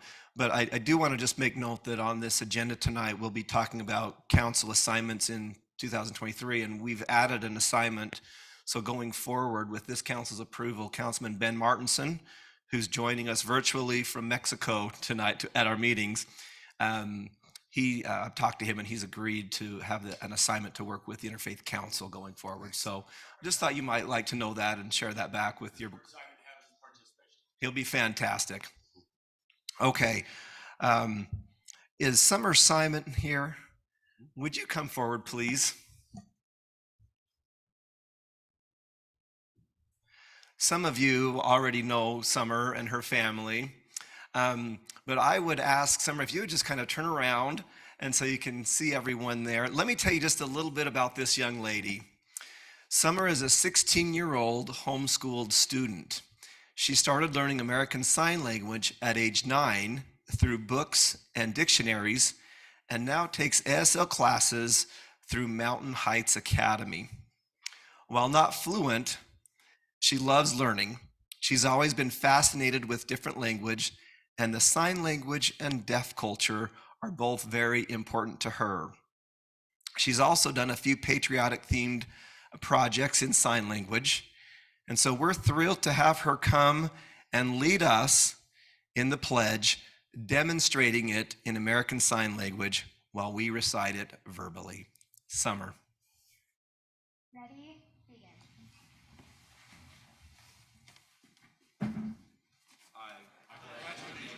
To the flag of the United States of America and to the republic for which it stands, one nation under God, indivisible, with liberty and justice for all.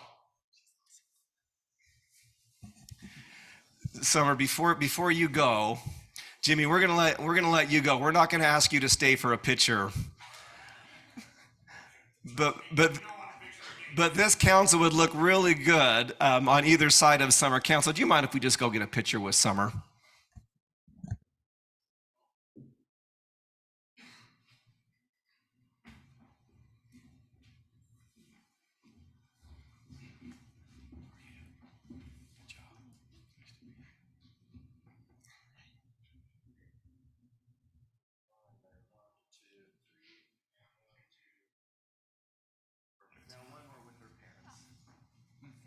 I was wanting to do one looking at my father's camera, so.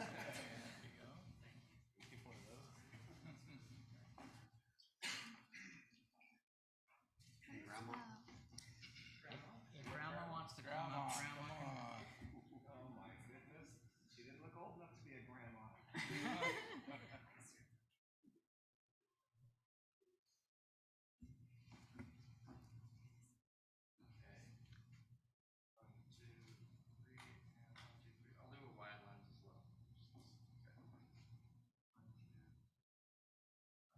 Thank you.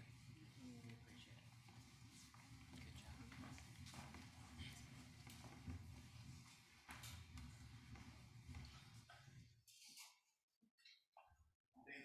Thank you, parents and grandma, for raising such a wonderful young lady. You're welcome to stay, but that might have been the best part of the meeting tonight. So, actually, no, we do have a couple other good ones. I would wait through announcements here. Council, we do need to go into closed session, which is a little out of the normal order. But the only item for closed session would be for item 8C, character or professional competence of an individual. With that said, unless there's any other discussion, I'd call for a motion to approve the agenda. I'll make a motion, we approve the agenda. I have a motion by Councilman Coates, I'll second that, Mayor. second by Councilman Henderson. All in favor? Aye. Hey, The agenda is approved. Okay, announcements. Saturday, January 14th at 7 p.m. is Washington City night at the men's basketball game against the Sam Houston State Bearcats. Cam, with Utah Tech, could you come forward and just tell us a little bit about that event and a little bit about the partnership we have with our university? Well, very, very grateful for the partnership that we have with Washington City and all that you guys continue to do for the community and everything else that you guys have involved. We're really excited to be able to have the opportunity to be able to host Washington City, to be able to come to our game. We're really excited because our teams are doing exceptionally well. We have a women's game actually tonight that after this I'll run off to and go participate and help with, but have another game tomorrow night, but Saturday night's definitely a special night, being able to celebrate Washington City, to be able to be in attendance. Other things that we do with our partnership, we've been able to attend a lot of elementary schools to be able to help with stopping cyberbullying. We've been able to also kind of bring the community involved to some of our baseball events and other activities to where the community can be feel that camaraderie behind the efforts of Utah Tech and also the city is kind of what the partnership is about.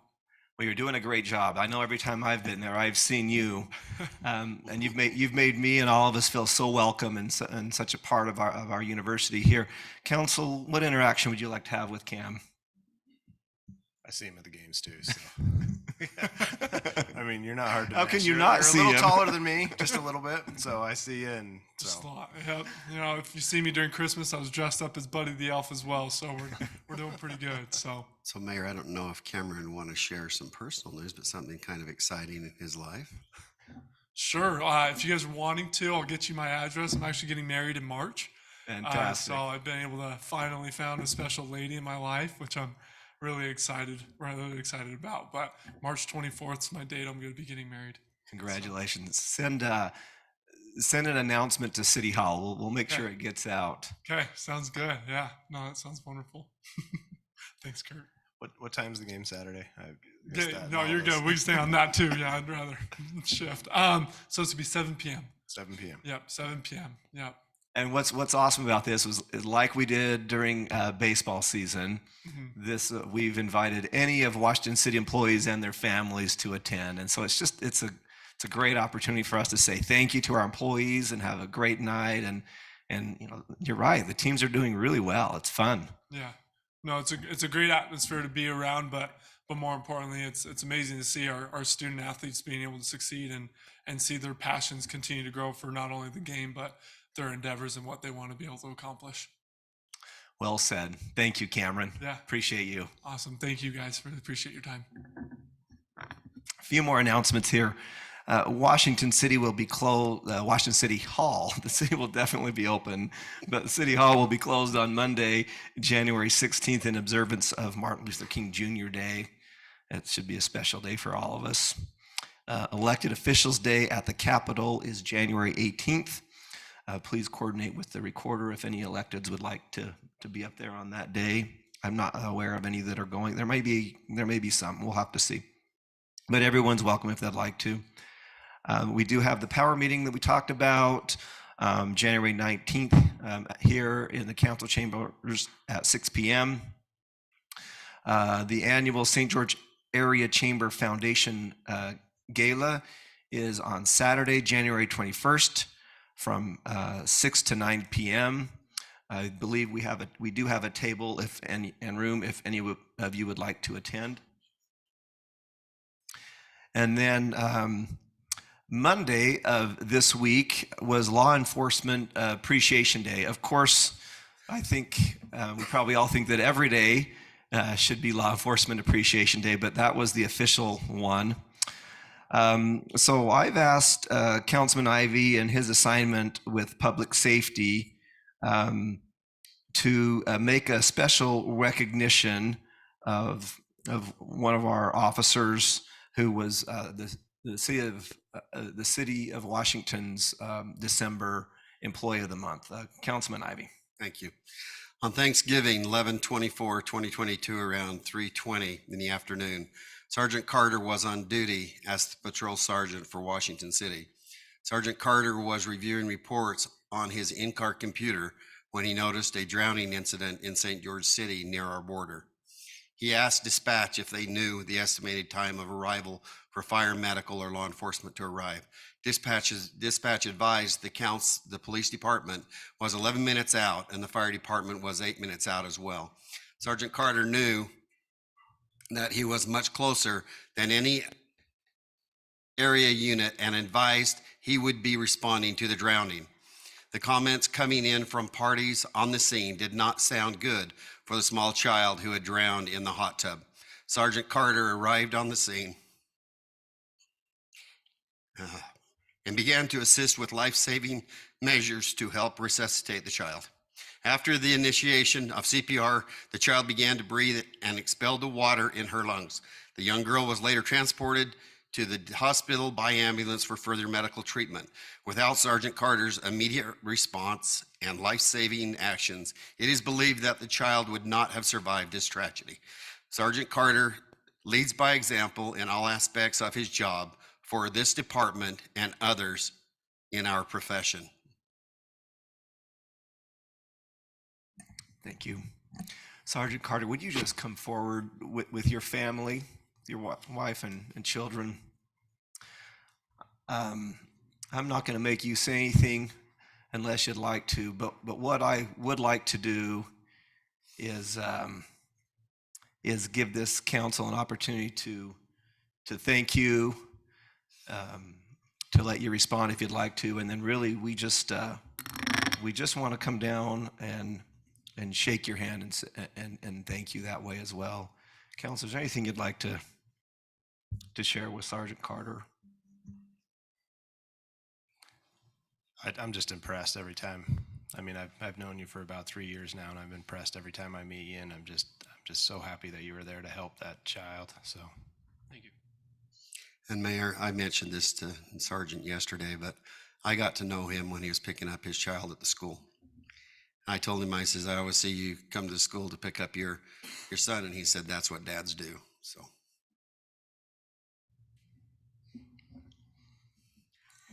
As a mom, I just can't imagine that circumstance, and just what a, I don't know, just to have you show up and at the right time, and it just, I'm glad that we're recognizing this, because I feel like you and our police force do so much to serve and help our community, and just really appreciate all that you do, and it's really such a blessing to, you know, the Desire family and to people in our community.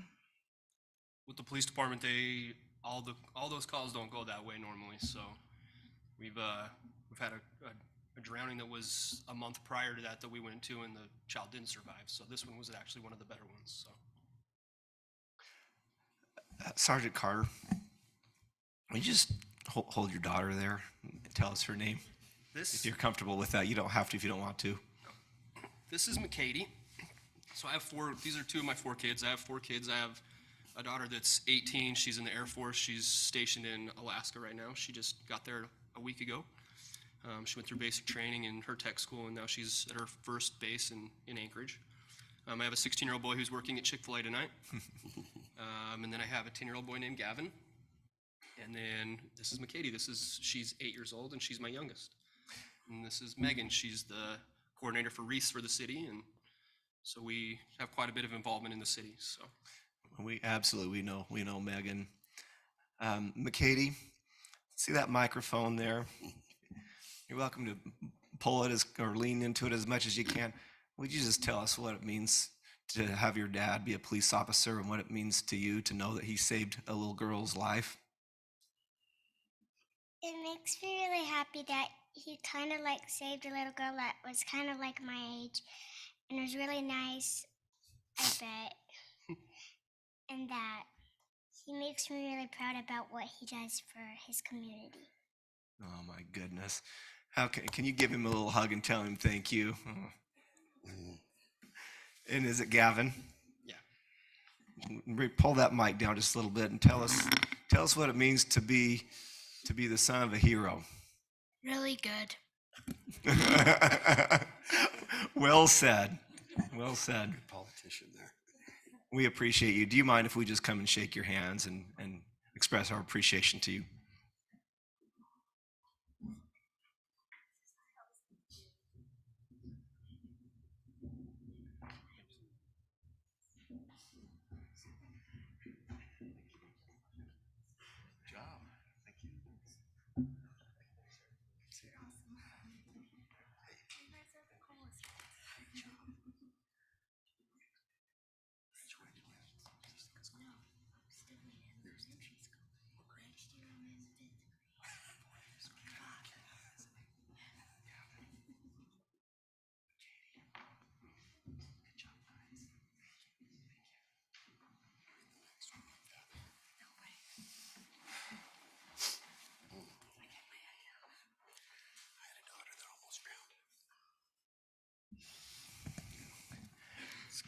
And thank you, officers, for being here and supporting one of your brothers here tonight. It's pretty special.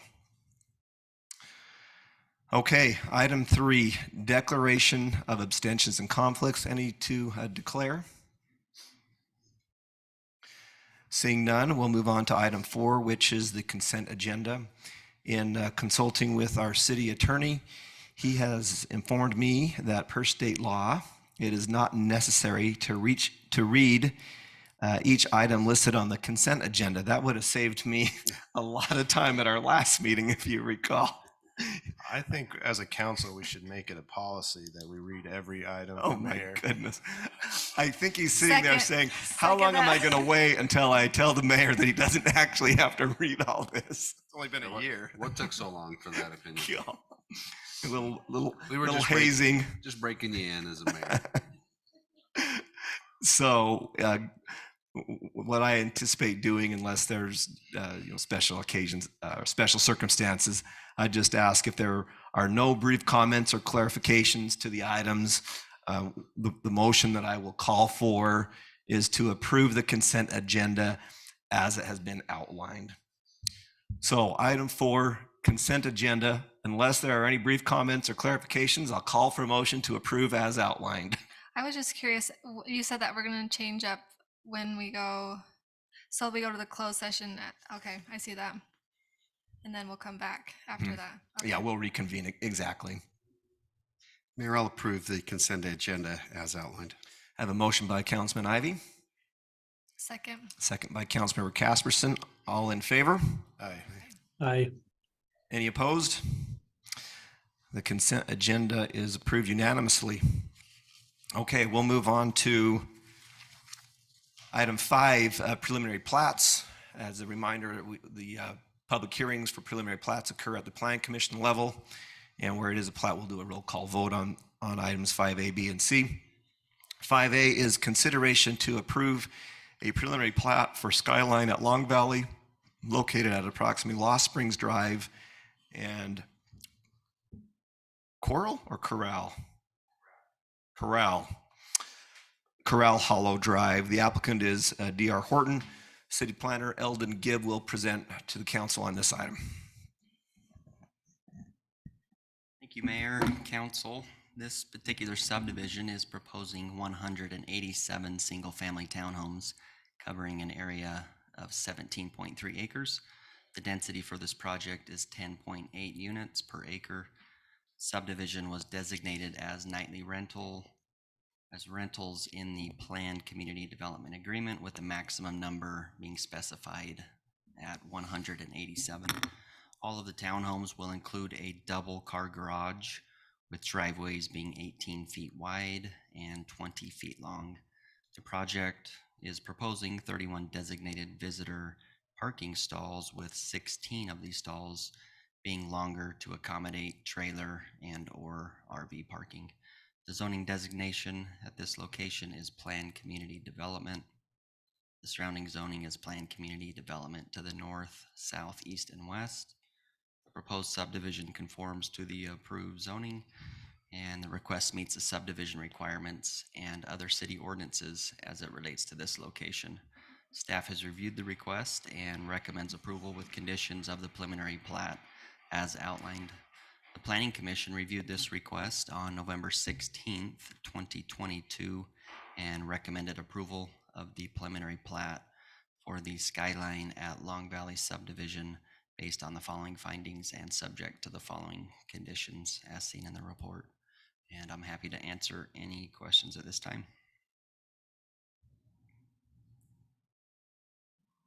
And it meets our new parking requirements. It does.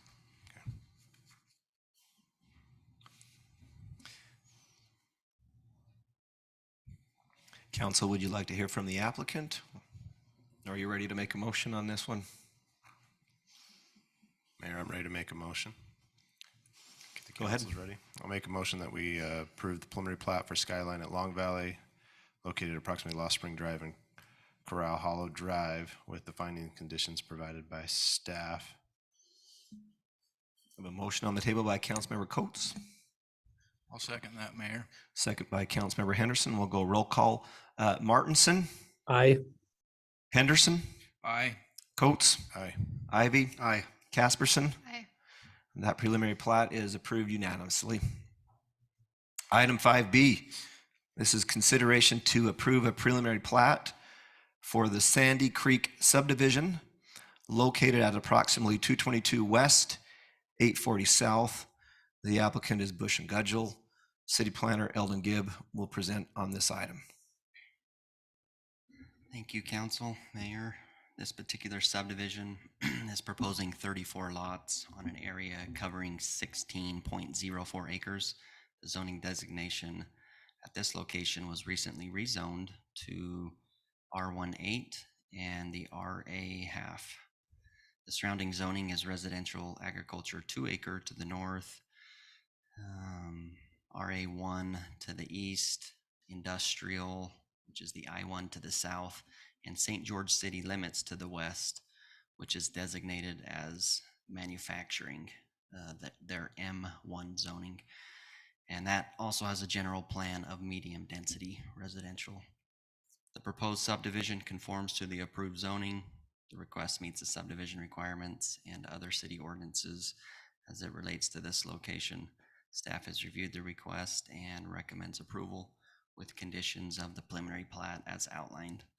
The Planning Commission reviewed this request on January 4th, 2023, and unanimously recommended approval of the preliminary plat for the Sandy Creek subdivision.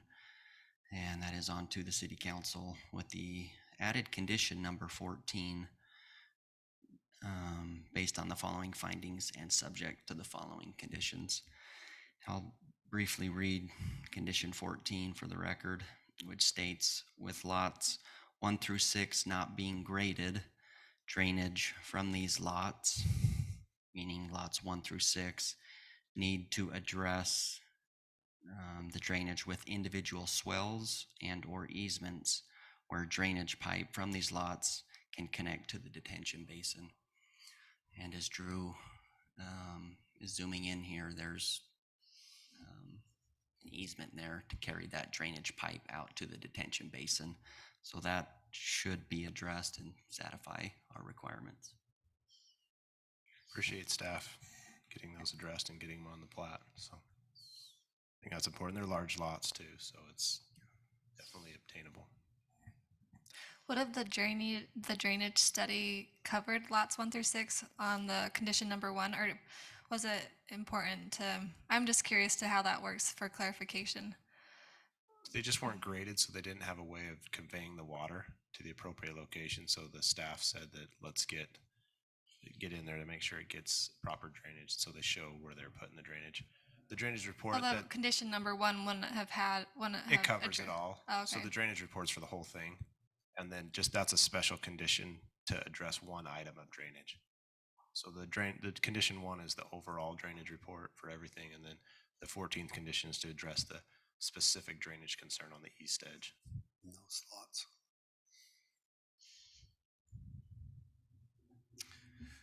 Council, questions for our city planner? Do you have questions for the applicant? Further discussion and or a motion? Mayor, I can make a motion to consider or to approve a preliminary plat for Sandy Creek subdivision located at 220 West, 840 South. I have a motion by Councilmember Ivy. Second. Second by Councilmember Coates. We'll go roll call. Henderson. Aye. Coates. Aye. Ivy. Aye. Casperson. Aye. Martinson. Aye. Item 5B is approved unanimously. Mayor, may I make a comment though, now that Please. that's been approved? Several months ago, we started implementing the project flow card that I found very helpful, just so that we know that each staff that each department has weighed in on it. And those have been very helpful. It's just that I find in sometimes when there's different comments on here, but if it says no comment, I'm not sure that they saw that and weighed in. So if we could just make sure, I mean, I don't expect any, notice if it's just we realize that they have seen it, they have reported back that there's no concerns. And that helps me when I make a motion or when I vote to make sure that all those necessary entities have weighed in. Yeah, good points. Thank you, Ask a Councilman. question out of curiosity, just on this. Is that M1 zoning right on the lot line? So right directly in their backyard is M1 zoning, just out of curiosity for the St. George, right? Yeah, it is correct, but I think you noted it was their general plan calls it as medium high density, so I think they plan on it being something different down the road. Yeah, that's what And I think there's a lot of activity happening right on that side. We don't know everything, but I've talked with a few engineers who have projects. I think it's going to be moving more towards, kind of multifamily and things like yeah. that. So That's what I kind of figured, so thank you. Yeah, fantastic. Item 5C, consideration to approve a preliminary plat for JR subdivision located at approximately 2050 East Washington Dam Road. The applicant is Richard Rogers. Eldon Gibb, city planner, will present on this item. Thank you, Mayor and Council. This particular subdivision is proposing 8 lots on an area covering 4.82 acres. The zoning designation at this location was recently rezoned to R115. The surrounding zoning is RA1 with bonus density to the north, RA5 to the east, and plan unit development residential to the south, and lastly, the RA1 to the west. The proposed subdivision conforms to the approved zoning. The request meets the subdivision requirements and other city ordinances as it relates to this location. Staff has reviewed the request and recommends approval with conditions of the preliminary plat as outlined.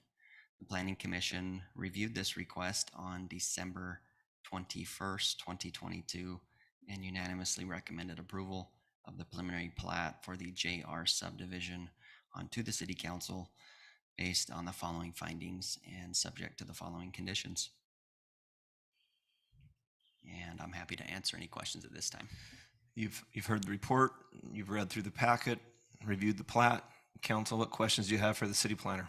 So the question I have, Mayor, is condition number 13, where it says Phase 2 shall provide secondary access and an approved maintenance agreement with Public Works along with the hammerhead turnarounds as noted in the preliminary plat.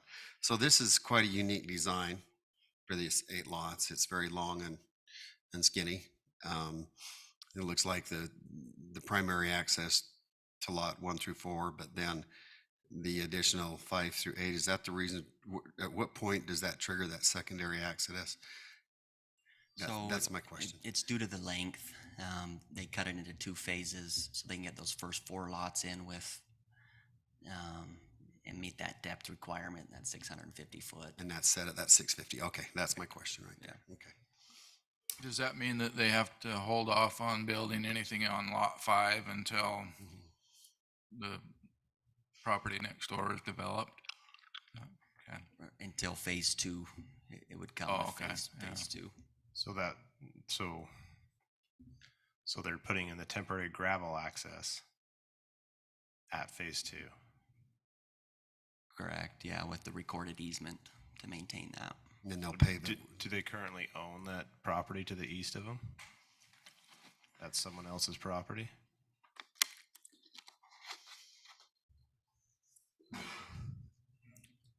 I knew this was a tough site, and I don't like it, but I don't know what you do. I guess I assumed that they owned the property where that was coming in from future phases. I'm concerned, you mean to the east or to the south? Yeah. I mean, it looks like they own the property to the south, but not the east. It looks like, do we have also for the hammerhead in the future, do they have that property? Because it looks like it's on someone else's property. So how can we do this without guarantee these easements is my concern. Because the design already is weird. I understand why it's this way, because we're just trying to meet requirements of the excessive length we have on this street. But so my other question is, on the Hammerhead, can we not stub it to the west in the future? I don't know what those properties are, because there's no, just shows a property. It doesn't show what's going to be in the future, or if there's even potential for a road to the west. Because right now it shows there's an existing, oh, that's just the hydrant to be relocated. I thought it said Fire Road. Sorry. Yeah, I don't know. I just have some concerns. I would just ask the developer or their representative to clear those up. Any additional questions for staff before we invite the applicant forward? I guess my question would be is if there's some kind of a development agreement or something that would memorialize this. Give some reassurance. You know. I don't know if it needs a development agreement. It seems like a lot for such a small subdivision, but as long as there's an agreement in place for that secondary road. Well, I'm more concerned about not having a secondary road on the one on phase one right now. But we'll let the applicant, maybe he's got all the answers. Rick will figure it out. Thad, do you have anything to add Jump before the applicant? Say that again, sorry. Do you have anything to add? Oh, I was just suggesting that Drew pull up the overhead map, because I think the one with just the lines, this can give you a little better just context of what really is going on out there. And the south is BLM, right? Yeah, well, For now. We know if you'll just go through the formality. Great. Yeah, I don't know if I have. I mean, introduce yourself. Oh, yeah, sorry. Rick Meyer with Bush and Gudgel. And it's a pretty tall order to have all the answers, but I'll try. But yeah, it is BLM south of the south lot in the subdivision. But yeah, I don't know what they are wanting to do to the west. I guess in answer to the question of do we have those easements secured at this point, we don't have them, and that's why we put it in kind of a phase 2 scenario. You know, we won't proceed with phase 2 construction until those easements are in place. I think that's how it was stated on the plat. Is that right, Drew? Yeah. So, and that's why we wanted to kind of put it that way on there. And I don't know what they want to do to the west or the east, but Richard Rogers is talking with Rick Christie right now about actually purchasing that land to the east and developing that parcel as well. And if so, that would kind of secure that as also. But I mean, but that's just kind of in the process as well. But So the temporary turnaround will meet whatever requirements are for lots 1 through 4. And then when you do the hammerhead, and that'll meet the requirements for the rest of the lots. So that was my only question. So lot 8 is an existing home, right? Correct. So Yeah. there'll be a temporary turnaround and then just a dirt access out of that turnaround to Yeah, it's access just it. a until driveway into phase there. 2 comes. Yeah. The end of the turnaround is kind of their property line, and just go into their driveway there. It's a home or a business? It's a home. I don't know if they run any business up there or not with it, but That picture right there is a home? Uh-huh. Okay, just Yeah, on the just south end clarifying. there. It That's just, a shop or from the shed top, right it looks there. like a business, so. if not a business, a pretty secure hobby, right? A lot of cars out there. So worst case scenario, let's just say that Christie's aren't willing to sell and it reverts back to a 4-lot subdivision. Is this still viable as a 4-lot subdivision? Yeah. With the idea that rest of that property would never be able to be developed into the subdivision? Not in the near future anyway, right? In the Yeah. future. That's what he's It's agreed well to. known so, that yeah. could happen. Right. So council, I'll just distract you for a minute. If you look to the east, that road that comes up into a cul-de-sac, Granada Royale, that's another road that makes this area really complicated. That was a road that was presented to the council a few decades ago for preliminary plat. And it was to be dedicated to the city. And then the developer went and just deeded everything. He came to the city, presented the concept, and then only portions of it got deeded to the city. And then he deeded just by meets and bounds the rest of it. And so it's a road that's it's been on my horizon of legal projects we need to clean up. But again, it would be wonderful to have that cleaned up also in conjunction with, you know, just as we're trying to plan these areas better. But it's a rough area. Historic use there is kind of hamstringed you. Hamstrung you? What's the right word there? Hey, you brought it up. Can we stub the hammerhead to the west? All the way? All the way to the west boundary All the way line. to the west boundary, so that in the Yeah, I future, don't see any problem when that with that. next subdivision Mhm. that's got too long of a cul-de-sac, that we have no cul-de-sac anymore? Right. Yeah, just extend that hammerhead all the way to the west boundary. All the way to the west boundary, and Yeah, then we'd still have the stub out to the east because you need that as far as the turnaround movement or whatever, but yeah. But I guess what I'm saying is that if we're thinking long-term planning and somebody tries to develop to the west, those larger parcels, we could stub the road to the west, and then no longer we need that access to the east, because then it's just a long road, not a cul-de-sac. So I'm just trying to think of options, and I think that makes me more comfortable knowing that we'll potentially have a future connection. It might not ever happen, but depending on but if anyone tries to develop that property, it'll happen. Yeah. So I don't know what the council feels on that. I mean, and same thing would happen to the Rick Christie property. If they came in and developed, they would stub to the east as well. But Drew, can you turn back on? I don't know what's to the east of Another long skinny parcel. long skinny parcel that probably has a house. So in the way. reason why I brought up that Granada Royale is the Christie driveway that comes in on phase 2 is on the west side of the Granada Royale owners, who in theory were supposed to dedicate Granada Royale as a you know, a city road up through there. And so that's why I brought it up, is the proposal tonight would have a city road on each side of that lot. I'm not saying that's good or bad. It's just messy. So these are kind of hard parcels to develop, and I like what you've done with it. It looks, you know, it looks good under the circumstances. I like the lot sizes, and I mean, it looks like it's going to be ready for future development on the sides, you know, if that ever happens. So I mean, I like it. So this is just a hard area for, you know, for development, but I think you guys have done a good job with it. So Well, they've done what they can, right? I mean, there's just, you've got limited, you know, options.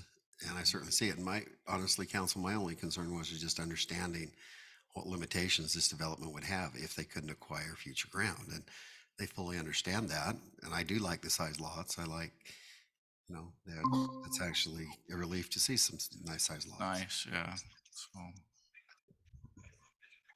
So council, will you be open to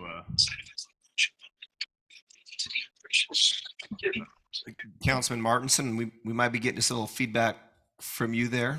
Not me. I'm still muted. It's not you. Do you have anything to add to this discussion, Ben? Well, sorry to blame you. It's probably IS. Who knows, right? What are All your good. thoughts on this?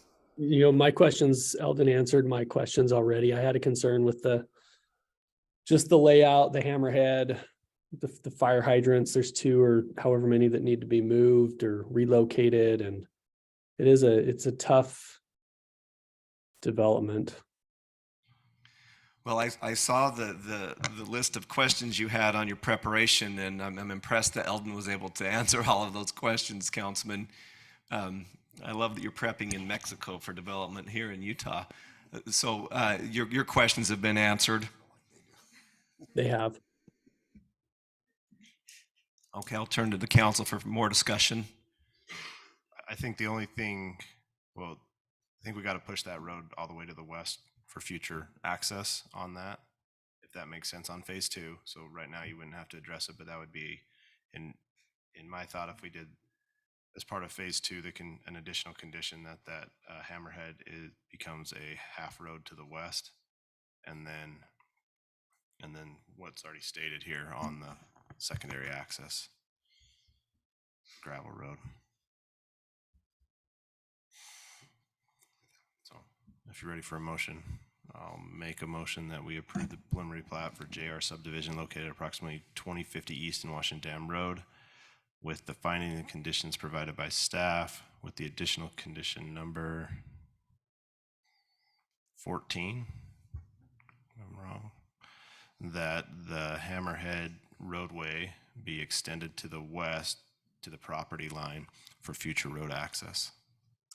Can, with the west, are you saying through the Christie's to the Ballard property, No, or to Christie's is to Granada? the east. I'm saying west to the Jackie and Oh, on the other Bronson, side. on their own property. Their own. Okay. Yeah. Okay. They'll have to address that when the Christie's development comes in, what we can do there. It might work, it might not. I don't know. There might be a better something in the middle.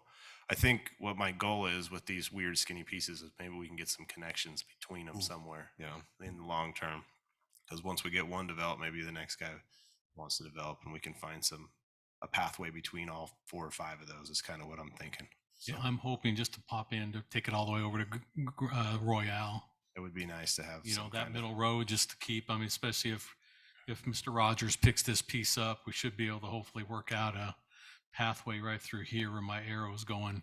That'll tie all those. It'll help bring everything together and have great, I shouldn't say great, but as good a movement as we can get in that area. So circulation, that's the word I was trying to find. So Will that work with the property lines as far as they'll have to work with that the lot 8.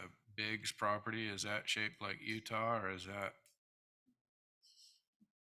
No, the property line's on the north side of that road right now, correct? Clear. For the Hammerhead? Or is it I on can't the remember south? exactly So where what I'm you're wondering talking about is the it gonna relation to create the a problem Hammerhead. with this Utah-shaped property line here. No, I don't think that right there is just a line they drew showing the Okay. access into that lot. The property line's straight. It's either on the north or south of the road. It looks to be straight. It's on the south side of that Hammerhead. So they can just extend that road all the way along lot 7 that's on their property.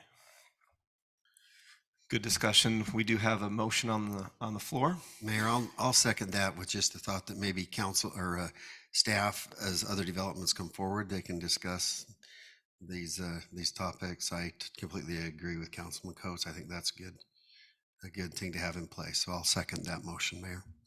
We have a motion and a second. I'm looking for nods from staff to connect the parcels as we can. And let's go roll call with Councilman Coates. Aye. Ivy. Aye. Casperson. Aye. Martinson. Aye. Henderson. Aye. The preliminary plat is approved unanimously. Council, again, just really appreciate your preparation prior to the meetings. I know that these projects are all vetted by staff, they're vetted by the Plan Commission, and then all of that is included in your packets, but I appreciate the preparation that you come to these meetings with. The rest of the meeting tonight, the lion's share is annual business with a few other things intermixed. So we'll move on to item 6, resolutions. We'll do roll call votes on these as well. And there are, later on the agenda, I'll go through council assignments, but some council assignments with county agencies require that to be done by resolution. So item 6A is a consideration to approve a resolution appointing a representative from Washington City Council to the Southwest Mosquito Abatement and Control District. And I'm happy to recommend that council member Brett Henderson continue to serve in that capacity. I think that's great as long as he can get some cool swag to go next to Christmas time. Do they have swag? I love the mosquito it's the- merch. So, in fact, I'm going to wear my mosquito merch shirt up to our retreat. I've got a shirt. Looking with forward to the seeing mosquito- Okay. I don't know that has this. Yeah. All right, with that condition, Councilman, So do we need to make a motion on this? we do need to make a Okay, I'll motion make to a motion approve the that we- resolution. I make a motion that we approve the resolution appointing Brett Henderson to the Washington City, Southwest Mosquito Abatement. We have a motion on the table by Councilmember Coates. It's all you, Council. I'll second that. I really enjoy your stories after those meetings. I love going there. It's always interesting. So it's a good appointment. I see them because there's a spot on the way to the landfill and their trucks are there all the time. And I think that's one of their monitoring spots. So I see them. Probably. It's really interesting stuff. So All right. It also creates good summer jobs. In the summertime, they hire part-time workers who drive out to any of the bodies of water. I know I had a brother that did that work for summer. It was fun, energetic work for him. Yeah, it's cool. Great. All right. Roll call vote on this. Ivy. Aye. Casperson. Aye. Martinson. Aye. Henderson. Aye. Coates. Aye. You're up for another year, Councilman Henderson. We expect some swag. Next item, 6B, is consideration to approve a resolution designating a representative to serve on the Administrative Control Board of Washington County Special Service District Number 1. And I'm happy to recommend Councilmember Coates, who also serves as chair of the executive board on that committee. And anyway, that's my recommendation. I will make a motion to approve of that. Have a motion to approve a resolution appointing Councilman Coates to the Administrative Control Board of Washington County Special Service District Number 1. I will second that, Mayor. I have a second by Councilman Ivy. We'll go roll call on this. Casperson. Aye. Martinson. Aye. Henderson. Aye. Coates. Aye. Ivy. Aye. All right.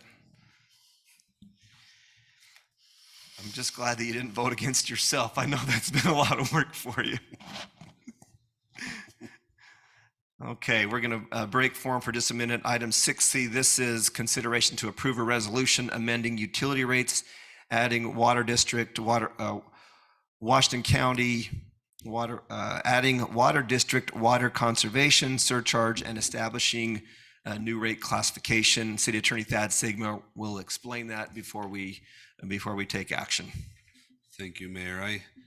Because of the complexity of what the district has asked the city councils to approve, I just wanted to make sure we took the time to walk this through with the council. Council Room 2.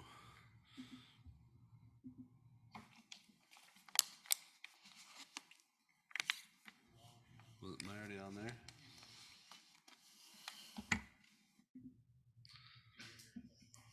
There we go. Sorry, council and mayor, for my delay. So first I put in your packets the resolution adopted by the Board of Trustees of the Water District. As you know, our water system's a bifurcated system where the water source development and treatment responsibilities lies with an agency that is not the agency that determines land use. And so you are the land use body, but we don't ask about whether the developers that are asking for land use designations are bringing you water or providing water. The district's got that. The district has that conversations with developers when they charge them impact fees and they pay them. So as a result, sometimes the Board of Trustees of the district is sending us directives of what we need to do. And on this one, you'll see that they've gone through their whereases. A lot of it's just the history of what they've been doing as it relates to surcharges and different things. I'll call your attention to this paragraph here. In November 22 resolution, the board found in order to help ensure that the water efficient level of service adopted in the 2022 Regional Water Impact Fee Facilities Plan and Impact Fee Analysis is observed, an increase in excess water use surcharge would be needed for new connections to the district's regional system connecting after January 1, 2023. There's a lot of story behind that. So in their capital fee facilities plan, the state had authorized them to plan for a smaller source size. So traditionally, anybody that's here that's bought a house before January 1 was source sized by the state as 0.89. The new capital facilities plan was authorized and the district supported it and planned for it at new connections at 0.59. So in other words, the state has accepted their position that new lots are being built in a way that the outdoor use and the indoor use is efficient enough that they won't use more than 0.59 acre feet of source size. And so they don't have to plan for any more supply than that. This paragraph says because of that underlying math of the 2022 capital fee impact facilities plan for the district. They also have concluded that an excess water use surcharge is necessary to protect that. And so if you come to page 2, they've proposed a couple of new things. Number one, you'll notice a $10 per 1,000 gallon surcharge. I've got an exhibit to show you once we're done with the legal document, what that looks like compared to how we currently do it. But currently right now we charge $1 per 1,000 surcharge after they exceed our upper threshold. The other thing that's unique here is they've cut it into seasons. So right now our threshold is the same every month of the year, regardless of the water cycle. They've strategized to build it on kind of a bell curve, which allows more use without surcharge in the dry months, so that you can water up to 20,000 in June, July without being surcharged, because they don't want to entirely penalize outdoor usage. But then you'll see in October and the winter months when you shouldn't really be watering, it reduces. And so if you overuse in the winter months, you'll be surcharged at a much lower threshold than you would, say, in July. So that's a unique rate structure for our city. Traditionally, we've had rate structures that say your threshold is blank and that's the line across the board. This one's going to require a little more work.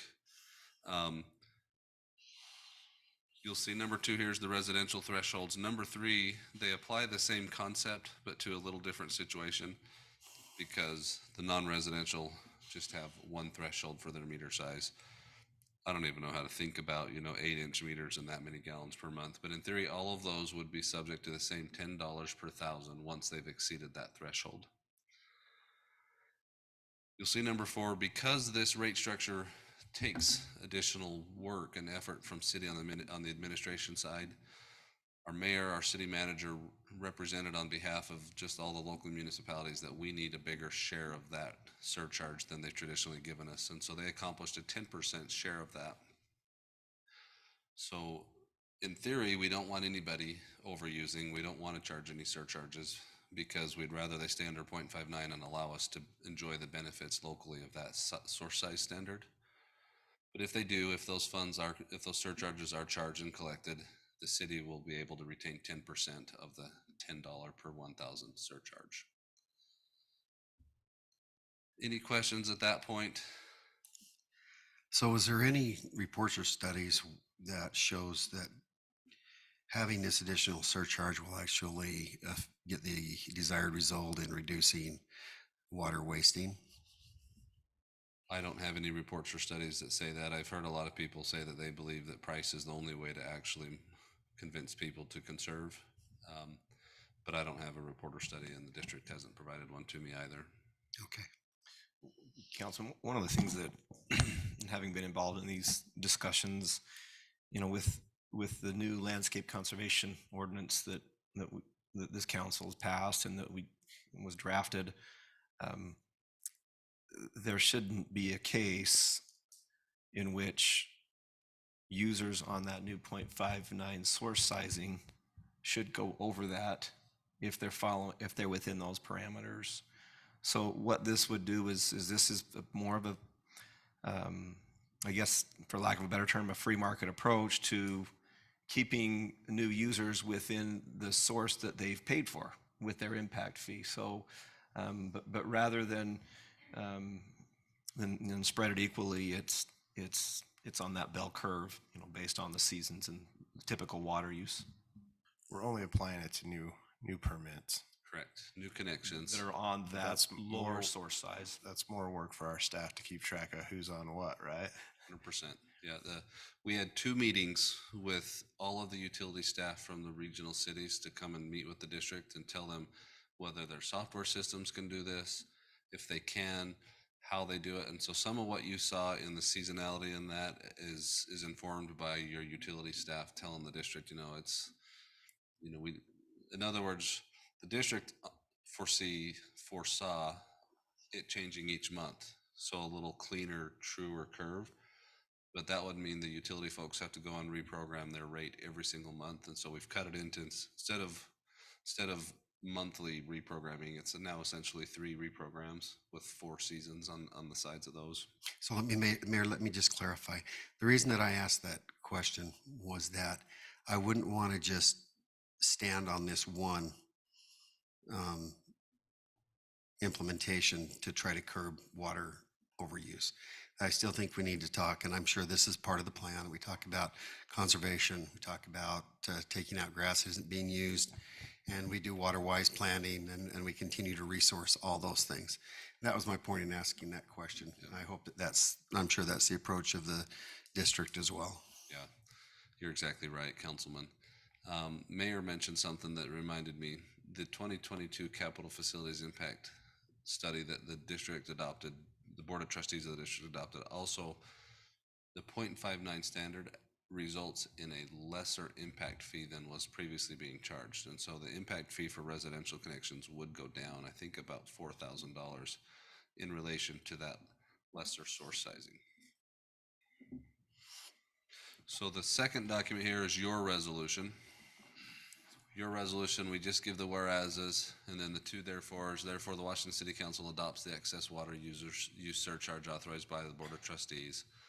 And number 2 is probably the more important for us. Well, they're both important, but the council authorizes staff and utilities department to prepare water rates and billing systems that accomplish that. And because it's new and something we haven't done before, I worked with Brittany and utilities to present for you a comparative analysis of what it looks like now and what it might look like once we incorporate this. And so you'll see the first line there, 5/8 inch meter. The 0.89 is the source sizing of the Washington County Water Conservancy District. And we're gonna analogize this to the line beneath it, 5/8 inch meter with a 0.59 source sizing from the water district. You'll see both have the same monthly base rates. No change there. And you'll look at the tiers. They both basically have the same tiers.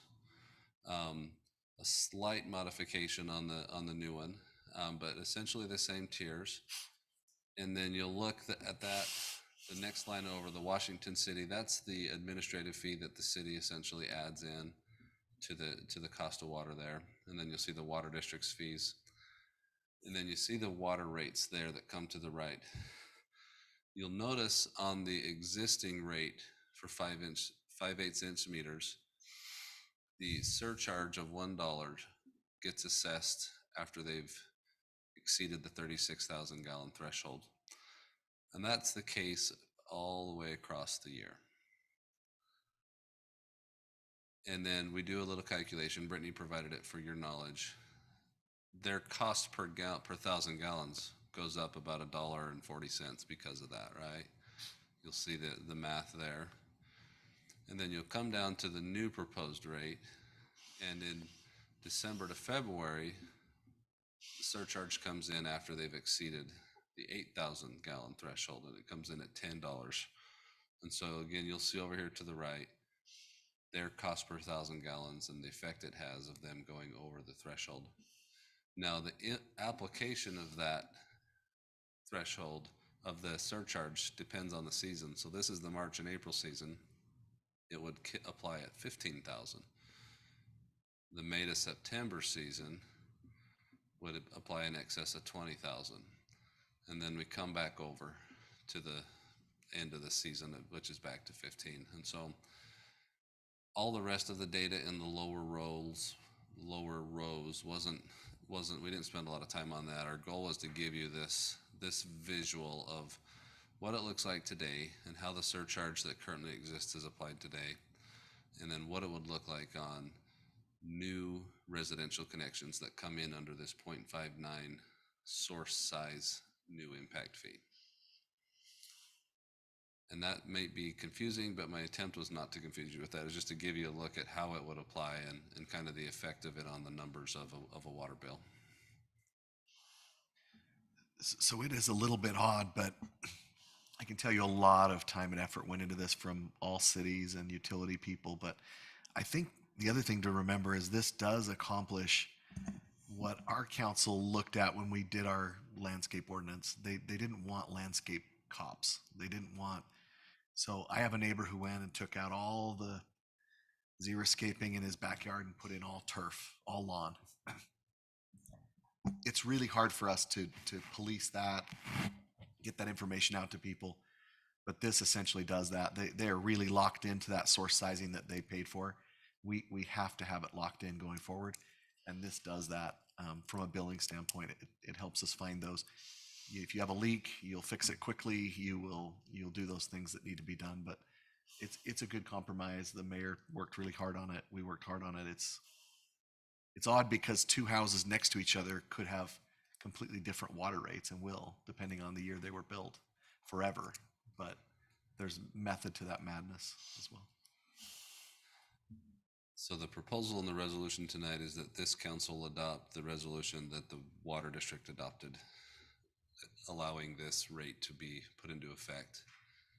This is not part of your proposal. It's just trying to illustrate how it would look after the utilities department has programmed our software and put it into effect. So I really like this. You know, one of the things I feel pretty good about is I think that we've done a pretty good job trying to approach this problem from a lot of different angles. I liked our landscape ordinance. I think it was worth it to take the time that we took on it to get it right. I feel like it was good and fair and reasonable. And having looked this over and having further clarification from Thad, this makes a lot of sense to me. And I also like it because it seems fair to the residents that have been here for a while. And, these things along with, education on water conservation and some of the other things that we're doing.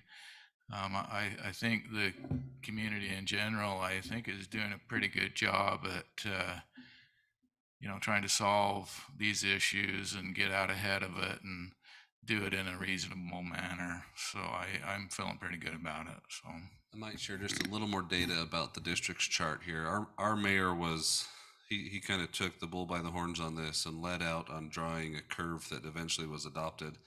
You'll see the threshold that ended up at 8,000. There were some that were suggesting 6,000. There was really good discussion though about larger families, because 6,000 works for just your average families and smaller, but 6,000 in the winter years when there's no yard water is probably still not quite enough for a big family, right? Or a family of mixed numbers. And then it also went up into the mid to high 20s, right? And some folks were trying to get there. And so this was kind of the compromise levels. But one of the things that really got influenced by the mayor, I remember Lester commented and others, that is trying to have this track the water, the seasonality as best as it can. And so that's why the summer group is the biggest of all, is because we have long, dry summers. And if we want to still encourage people to have something green in their yard, we've got to give them some allowance there. And so this was built to give them some flex. We're not trying to build revenue from the surcharge amounts. The district has represented that it will spend all surcharge receipts on conservation programs, that they will not use any of that for budgetary stuff. It'll all plow back into conservation. And so it really is just a way to hopefully motivate folks to stay within that range, so the district can keep that 0.59 source size that the state allowed. Has there been any discussion regarding how we would use that 10% of that for our city? There has been. The district has mentioned that they would collect it and they would accept city requests for funding for city conservation projects. And then the district would also consider doing their own conservation projects. But yeah. So that's what the surcharge would be used for. So individuals can apply for, turf rebates for turf removal. But the 10% of the surcharge would just go back to cover our costs in our utility office for essentially processing the billing. The 10% is really just costs of administration, and then we would have the chance to go to the district and say, hey, look, you've been collecting it for 3 years. We'd like to ask for a contribution from the 90% for this project. And probably an estimated cost. Just trying to figure what that is. Might be a moving target at this point, but we hope that it covers it, right? Our hope is there is no surcharge money, because everybody stays within that standard, because that's the most important conservation metric, is to stay within it. But if they don't, And we've got some neighborhoods where we know folks don't stay within any standards of watering, right? If they don't, the money will be there and we'll plow it back into conservation if it is. Excellent presentation. Councilman Martinson, do you have any thoughts on this item? Nope, that, I got all my questions. Dad said we would go over the spreadsheet, because spreadsheets are better to go over, mano a mano. So we might have to do a Rigatti's lunch on me to go over that spreadsheet, but this clarified a lot for me. So thank you for the presentation. Councilman, that's just the MBA in you, right? That's your language. Well, that was, he was direct quoting me, and it was because I knew he was in Mexico and would understand my speech. My other question is, do they understand your Portuguese in Mexico? No, not where I'm at. Okay. Not close enough to Spanish. Okay. Nope. Council, I'm happy to entertain a motion if there's no further discussion on this resolution. I was just wondering if Council Martinson wants us to table it until he has the time to go over those with Thad. So Councilman Martinson had asked questions about a lot of the data that was below those first two sections. And I just kind of asked him to let that pitch pass the plate and leave it alone, because that spreadsheet was not prepared to focus on any of those. I haven't even verified that data below that was correct. It was meant to just give you the 2 5/8" examples to see how city staff in the utilities department would build a rate from the resolution that the district had passed. And so I don't know, he and I haven't discussed his other questions beyond that. Councilman Martinson? No, I feel good with it. Like I said, the presentation was more than enough to help clarify. Are you comfortable making a motion? I do not have the agenda open, but how would you like me to make that motion? I'll make a motion that we approve this resolution. Great. We have a motion by Councilmember Martinson that we approve a resolution amending utility rates, adding water district, water conservation surcharge, and establishing new rate classification as outlined by City Attorney. Second. I have a second by Councilmember Martinson. We'll go roll call. Or second by Councilmember Casperson. We'll go roll call vote. Martinson. Aye. Henderson. Aye. Coates. Aye. Ivy. Aye. Casperson. Aye. And that resolution is approved unanimously. Item 6D is consideration to approve a resolution amending the master fee schedule. City Recorder Tara Pence will come forward and review the changes that have been made throughout last year and the change that was just made in the previous item. Good evening again, Mayor and Council. As you know, last year we did this as well. We periodically throughout the year, we have to make changes to our master fee schedule, which is available online. So those are updated instantaneously as we make them. For instance, the cemetery fees we've already done, the business licensing fees. We just like to have a resolution that adopts that entire fee schedule once per year. So when we go through our fees, we can reflect back when those changes have made to a year rather than trying to find dates throughout the year that they've been changed or have a resolution every single time one has been changed. So anticipation of the fee schedule being changed and adopting this master fee schedule, I did include in your packet the exhibit for these changes that has presented to you tonight. So I will go up and make those changes on our live schedule and attach the entire master fee schedule to the back of this resolution that will incorporate everything we've done throughout the year. Do you have any questions to any of those that were included in your packet? You had actually seen probably all of them except for the little change at the golf course or something. I think everything else came to council as part of a code change. So this essentially is at the first of the year as part of the annual business, approving the master fee schedule. This council has seen most, if not all of it, yes, aside from the change that was just made with the surcharge on over water use. Correct. And I actually did, like I said, in anticipation of that change, we included a slide that would show what that will look like on our fee schedule as well now that that's adopted. And then I'll just print the entire thing that's online and attach it to our resolution so we have that to look back on for future. Makes sense. Mayor, I do have just a couple of questions if you Please, don't mind. Councilman. So just in point of clarification, down under the section where it's talking about the cemetery plots, Yes. I see a red strike through for the 600 and 500. I'm assuming that the 600, both the current and new price are stricken through, as well as the non-resident 2,000, 1,000. I'm just trying to clarify to make sure that That those was a typo are. when we put those in just your typo. packet Okay, when we no did problem. cemetery code. So the red is No, actually the rate that's live And on that's our what I website. assumed. Just want to make sure. I love the fact that there's no charge for infants. I think that's a very nice touch. I appreciate that very much.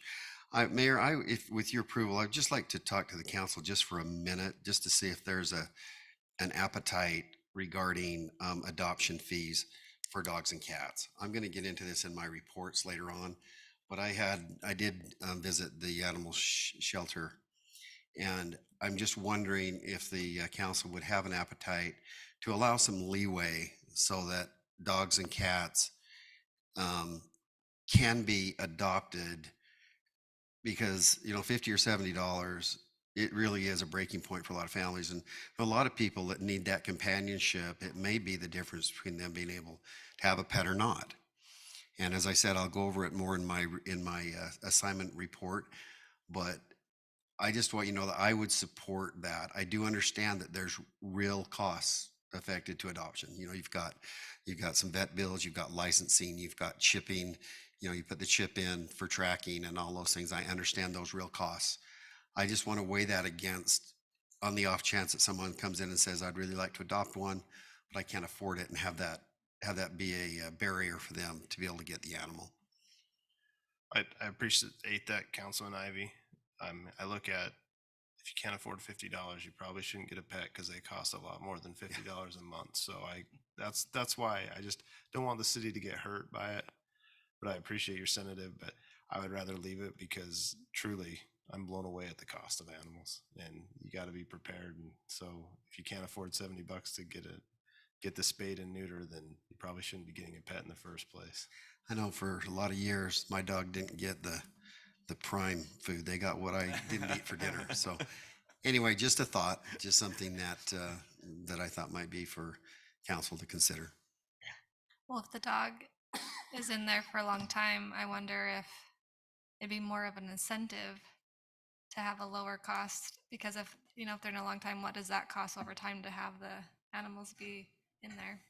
So something to think about. I think it's worth a discussion. I think maybe it's something that we should think about and come back and discuss it. Maybe we could think of some kind of voucher program or something for some, because I'm thinking of 2 or 3 people that I know that possibly could use companionship of a pet of some kind, where $70 is out of the question for them, so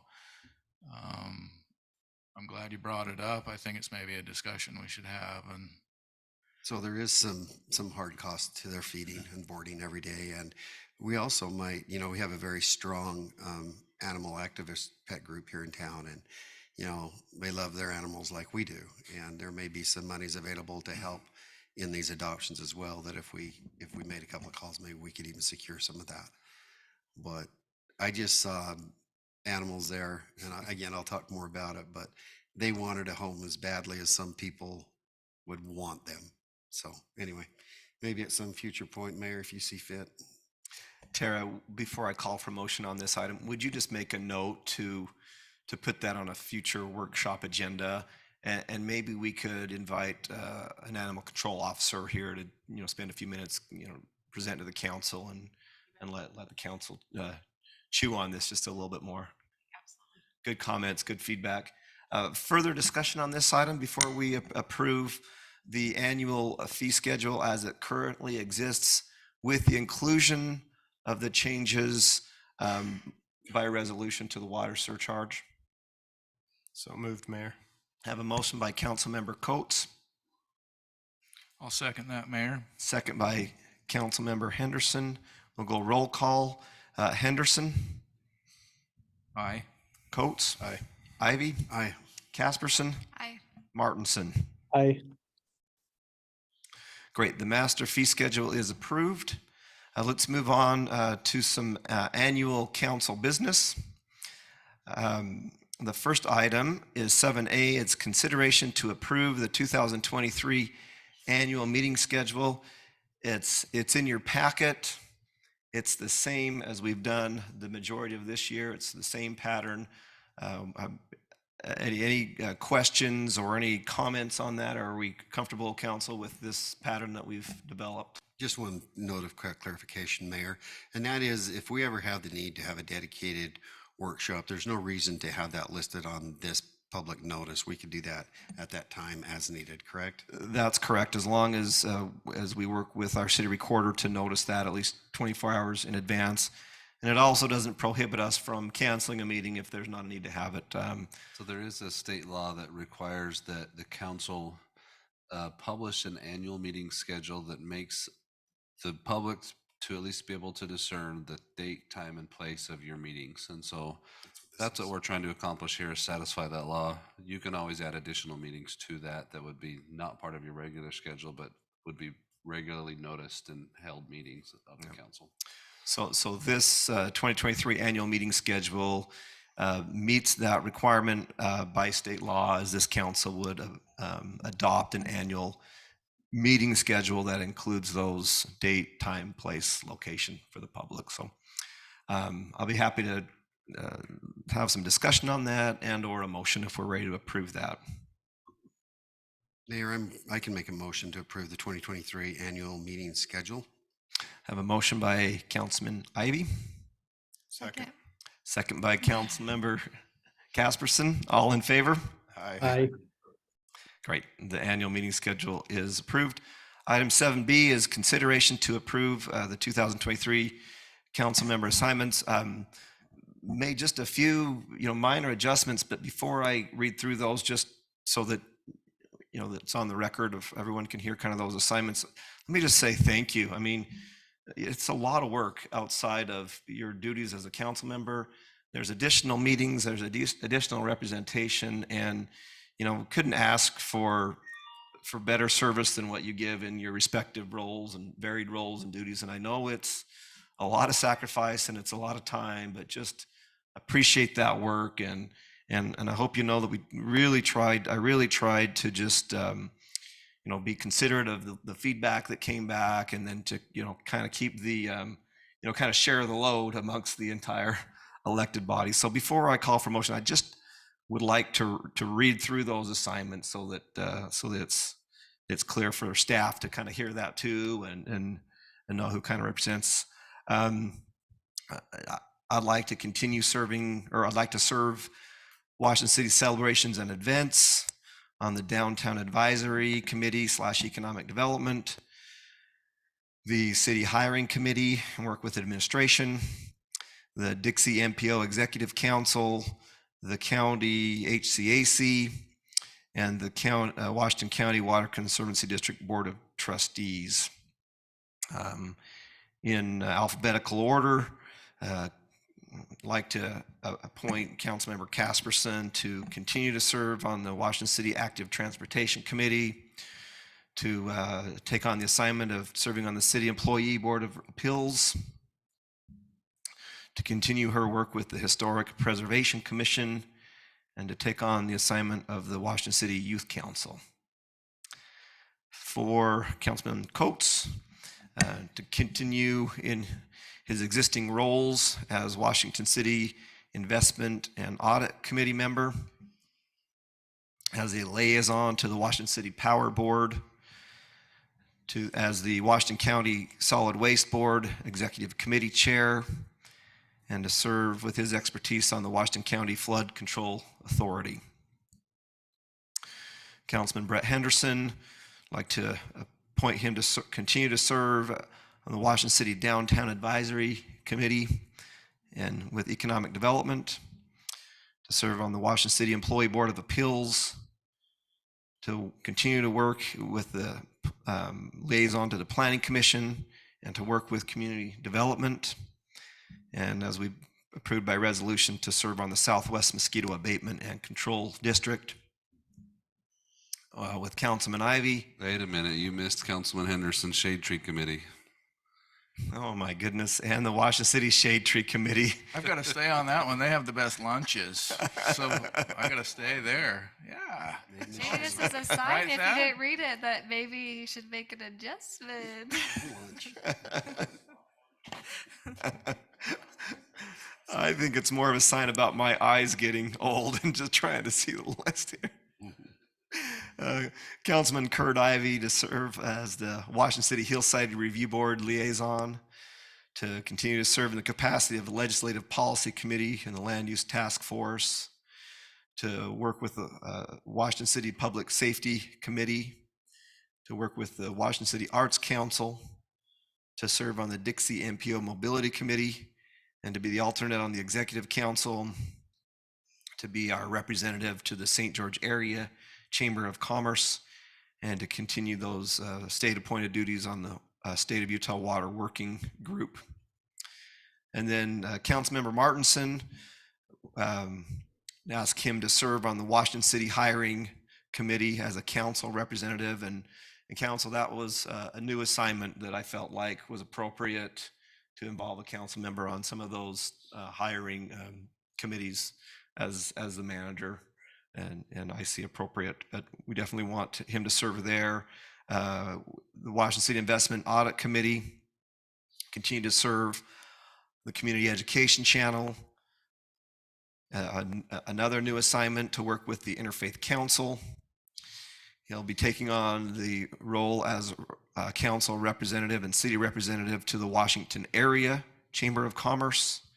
And he'll join Councilman Coates in serving on the Washington County Flood Control Authority.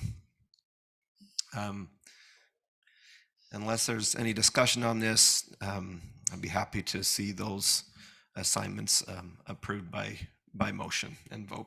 Mayor, I don't want to, oh, I'm sorry, Councilman Martinson. I was just going to say, I don't want to make the motion, but Mayor, I just wanted to share with you my appreciation for how thoughtful you are in spreading these assignments out and allowing us to have feedback and conversation regarding them. I really appreciate that.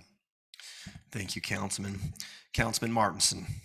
Just really quick, this is the real reason I'm not at council meeting today, because I'm shedding some tears that I'm not going to be on youth council anymore. So I didn't want you to see me ugly cry in person.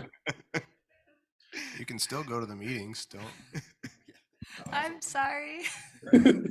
No, you'll be great. You'll love it. You were great there, and she'll be great there. You'll be awesome. Council would like to make a motion on these assignments. Mayor, I'll make a motion that we approve the 2023 council member assignments. I have a motion by Councilman Henderson. Second. Second by Councilman Coates. All in favor? Aye. And that is approved unanimously. We do have need to go into closed session briefly for item 8A, and that is to have a discussion on 8C, the character or professional competence of an individual. That is a roll call vote. I'd be happy to entertain a motion to move into closed session. Mayor, I'll make the motion to move into closed session. Have a motion by Councilman Ivy. Second. Second by Councilmember Casperson. This is a roll call on this. Coates. Aye. Ivy. Aye. Casperson. Aye. Martinson. Aye. Henderson. Aye.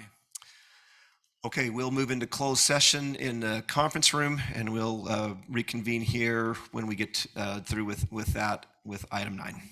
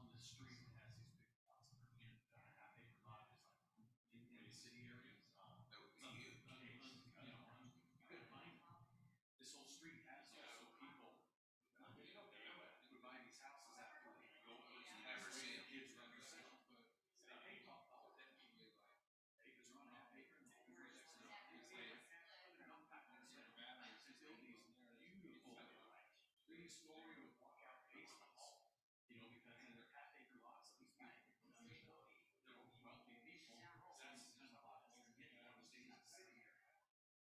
So this street become no, so he's gonna put his house up for sale. It'd be nice for him to be someplace where he has some acquaintances though, that, you know, a community that. Or someplace maybe over. No, he's moving in with my brother, they're gonna buy a house, to see what they got, my wife's friend, if you will. And so my mother-in-law's mom, her husband passed away, she'd been living by herself for a long time. Down in Morgantown, down there, we were on a place called Starbucks, right? You know, within Toronto, they went, they call these little suburbs. And so it started getting a little bit more rough and everything down there. The city's going, right? It's just what it is. So after about the second break in the year, they decided we can't leave Long County. So my in-laws, my grandmother-in-law, I sold their homes, bought a nicer, bigger home. I don't know, you know, for them to move together. And so then he was able, and my father-in-law, the company worked, I don't know, early in retirement. It's a big department store. It's like a Macy's sort of deal. It's called E because it doesn't exist anymore. They were like a big department store, you know, coast to coast.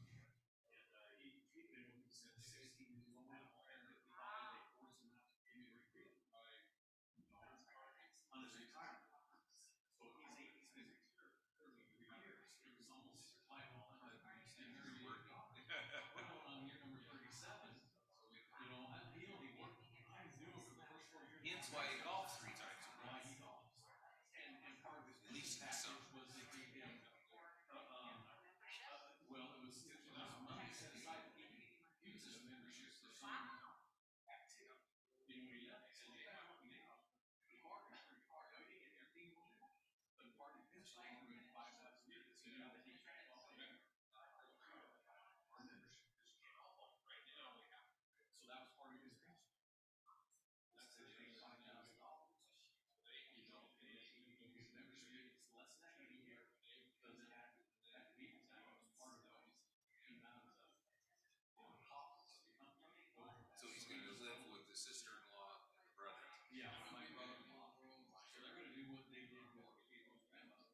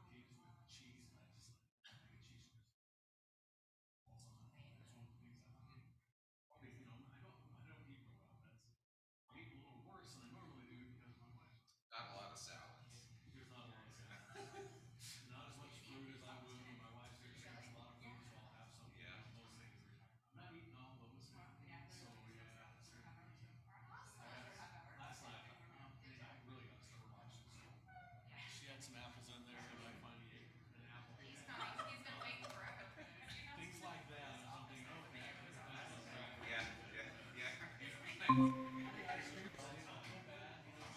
it's very considerate.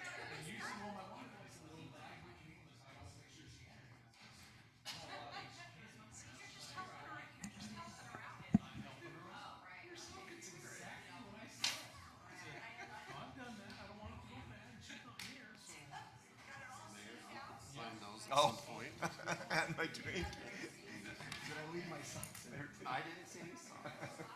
Thank you.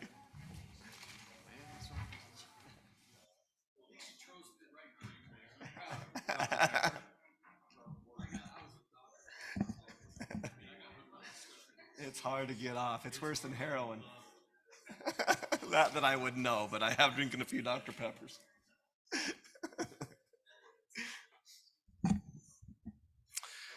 All right, we'll reconvene here shortly.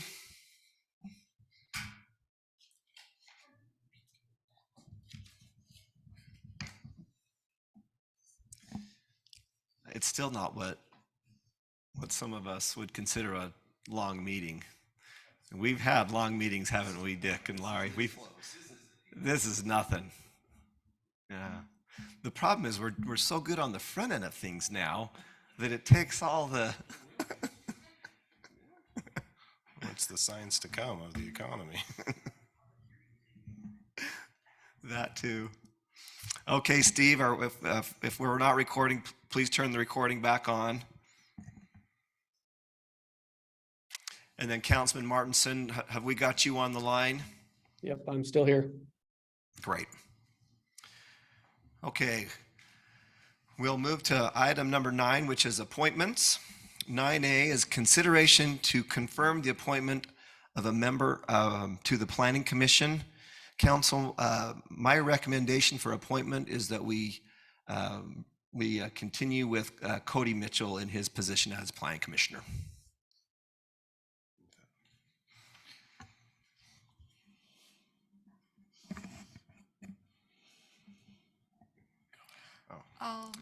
Go ahead. Okay, I'll make a motion to confirm the appointment for Cody Mitchell to be the planning commissioner. I have a motion by Councilmember Casperson. I'll second that, Mayor. A second by Councilmember Ivy. All in favor? Aye. Aye.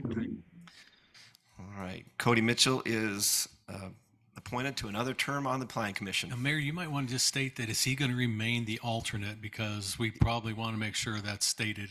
Yeah, that's correct. He is the alternate. He'll continue in that role. At some point, if he would be next in line if there were a voting member or a regularly voting member, the alternate votes if 6 if months. needed. 6 months. There's another opening, so we can look at it. Yeah, then. we'll, So we'll, thank we'll you. address that then. Thank you, Drew. Item 9B is consideration to confirm the appointment of the 2023 Planning Commission Chair. I'd like Jason Hansen to continue in that role. Mayor, I'll make that motion to appoint Jason Hansen as the Planning Commission Chair. I have a motion by Councilman Coates, I'll second that. second by Councilman Henderson. All in favor? Aye. That is approved unanimously. Item 9C is consideration to confirm the appointment of the 2023 Mayor Pro Tem. I'd like to appoint Councilmember Ivy to continue to serve in that role. Mayor, I move that we approve that appointment for Councilman Ivy as Mayor Pro Tem for 2023. I have a motion by Councilman Henderson, Second. second by Councilman Coates. All in favor? Aye. That passes unanimously. Item 9D is consideration to confirm the appointment of a Washington City Treasurer. Now, we've had Carrie Wheelwright in this position for about 12 years, close to 13 years. He's done a fantastic job. He's left some big shoes to fill. He's done some pretty amazing things on multiple fronts, and including working with our investment advisory firm to establish a pretty special investment ladder. But as is often the case within Washington City, we attract great people. We give them experience, we train them up, and they're ready to step into that role. So while we thank our treasurer, Carrie Wheelwright, his last day will be tomorrow. It is the privilege of this elected body to appoint with advice and consent the position of treasurer, which is a very important position in our city. As I've indicated, we posted the position. We had a number of applicants.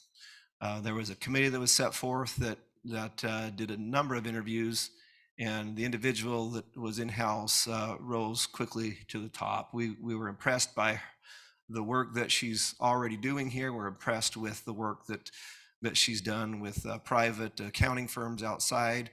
We're impressed with her credentials that include a master's of accountancy. So it is my honor and privilege to present the name of Brittany McClellan for the appointment as Washington City Treasurer. Council, I'll be happy to entertain a motion. Mayor, I will make a motion that we appoint as treasurer Brittany McClellan. I have a motion by Councilman Coates. Mayor, I will second that. I have a second by Councilman Ivy. All in favor? Aye. It's unanimous. Congratulations, Brittany. If you'd just maybe come forward for just a minute and just share your thoughts. Just share your thoughts, and then maybe we'll shake your hand and congratulate you. Not great.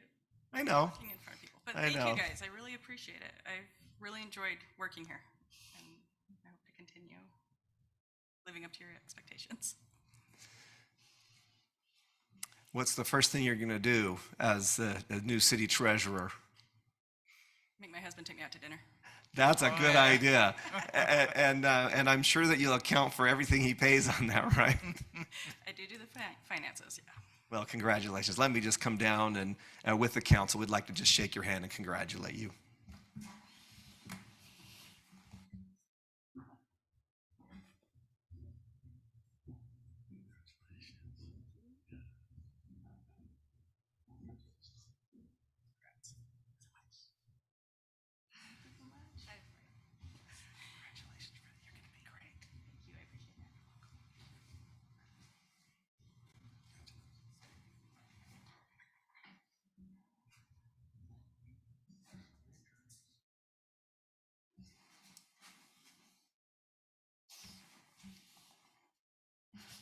Still not a long meeting. We're okay.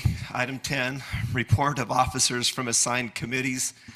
Councilman I'm going to go first if I Coates, go ahead. Just trying to mix it up on you a little bit. Let's do it. I have basically nothing to report. But the only reason I do, the one thing on the solid waste is we had a quick meeting to finalize our bond money for the improvements at the landfill. So on Monday, and the resolution was done, and we are moving forward, still under design. I don't think we'll have anything to bid till June, July, somewhere around there, but I'll let the council know when we get to that point. And that'll be a new building, new weigh station. Yeah, so we're doing 2 phases of the 3, and it includes a new scale house and scales and a new administration building out there. That's great. The 3rd phase is the home waste area where people dump. We're not going to do that yet. We don't have the funds to fully do that, but we do have $9 million in bond we're working toward. So That's great.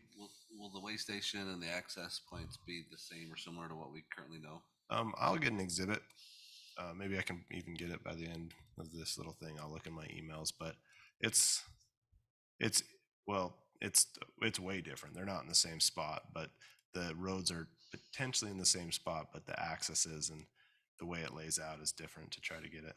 Have you seen it, Drew? That's probably a good Yeah. thing. You know, right now you got to kind of swing around to get in line for the weigh station. There's just felt like we grew up around maybe smaller access points than it Yeah, had it's originally. we have some issues out there with the weigh station and how the staff even interacts with the people on the weighing, because like truck drivers have to get out of their trucks and get their tickets to get on the scale fully, and they're trying to make it so instead of 2 scales, there's 2 scales each way, so you can go in and out. Like the garbage trucks would use a different scale that reads a meter and they can weigh and it's ticketed, and so they don't have to deal with the scale house operators. So some of those improvements are what we're we're after. So Yeah, in fact, the motion, I mean, the buildings are actually going to go from out of in the county into the city now on that side of the road. So as you come in on that main road, everything's going to be where the office is, the administrative. It's all over on that side now. It's all coming into It's us. between the current administration building and the road that heads up And the hill. Bend Road, It's yeah. that whole area right there. So I'll work on an exhibit to get you. I think mine are all old. When do you think construction will begin? Do you have any idea? Summertime is our hope, but it all depends on design and It's awesome. how to get through this. It's different for them because I don't think they were anticipating going through Washington City to go through a county landfill, but I was the one that made them aware that, by the way, you're in Washington City for your access, so you better coordinate with our city. But we do have a committee too. It's like a committee on a committee, so I'm on that committee as well on the design. So That'll be great. Okay. Thank Thanks, you Mayor. for the update. Who wants to go next? I'll go next, Mayor.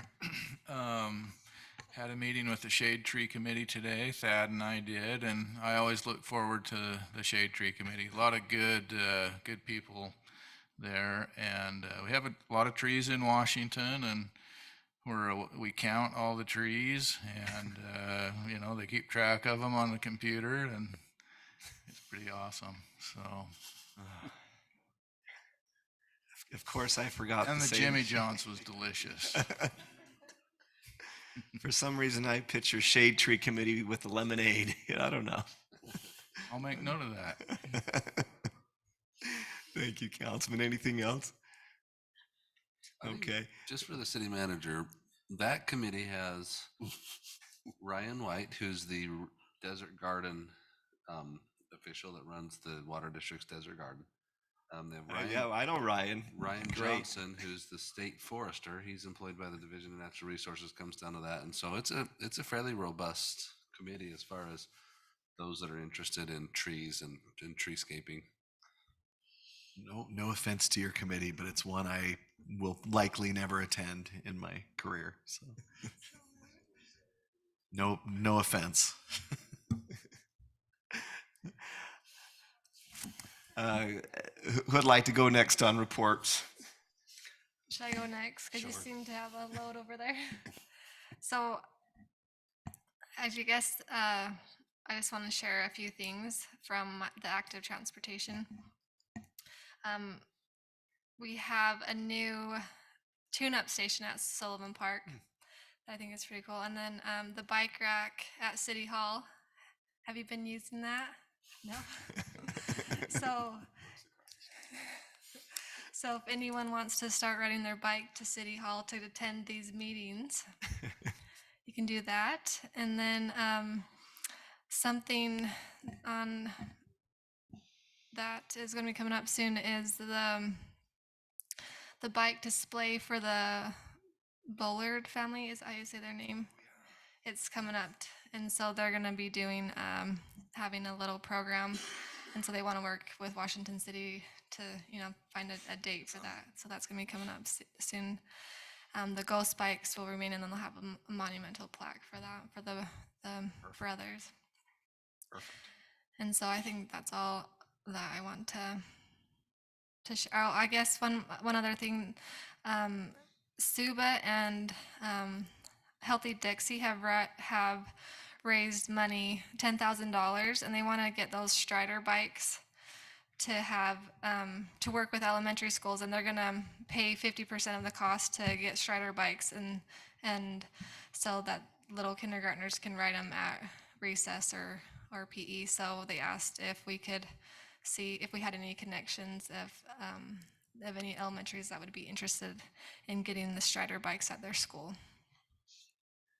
Does anybody know any retired educator from an elementary school that might? Is there any?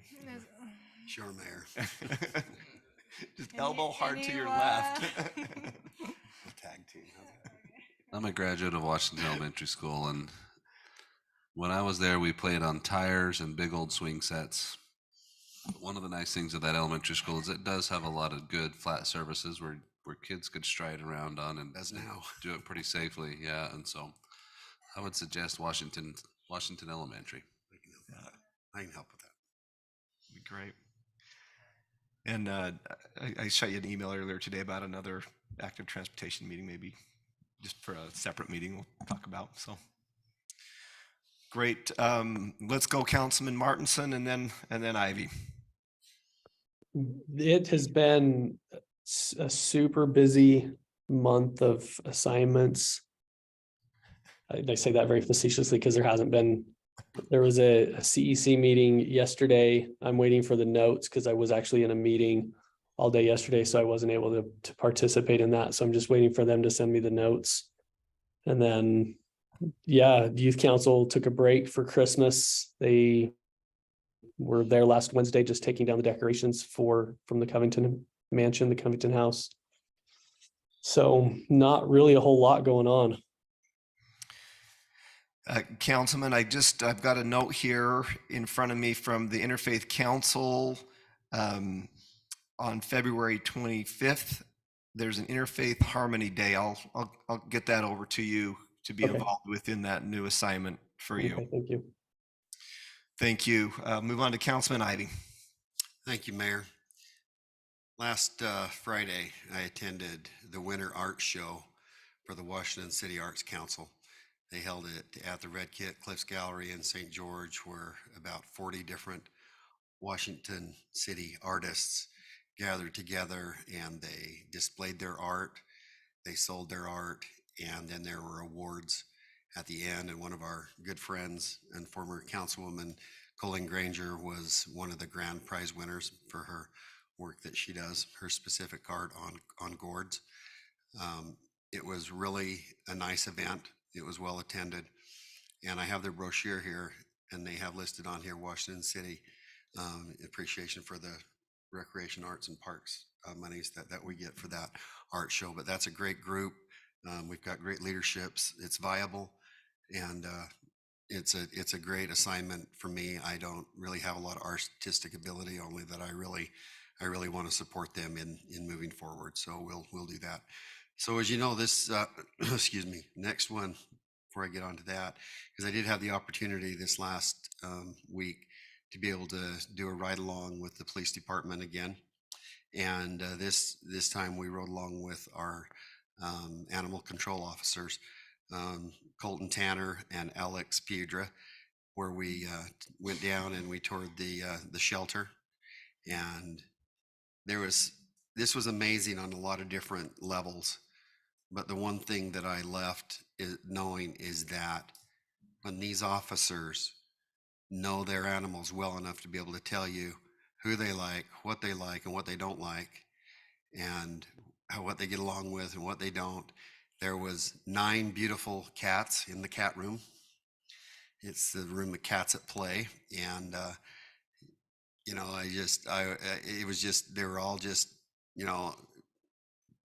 cats looking for a home, and then you get outside and there's these dogs, everything ranging from little terriers to a Great Dane to an Alaskan Malamute.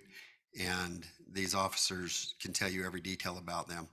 They talked about what their schedule is and what their, just a little teeny bit about what their wish list is. But, it was really an eye-opening for me to be able to be there and to be able to recognize how much these officers love these animals. It's not just, it's one thing. I think you have to love animals first and then serve, because they're cleaning up after them. That's part of the job. And, more to come on that. But it was great. And again, as I told Chief yesterday, that just further conviction that this department is fantastic. Those are good men right there. I understand Officer Piedra is training to be an officer, and had a good conversation with them both. But they're good men, and they have some key volunteers there as well that help out a lot. But this is the time of year for legislative policy.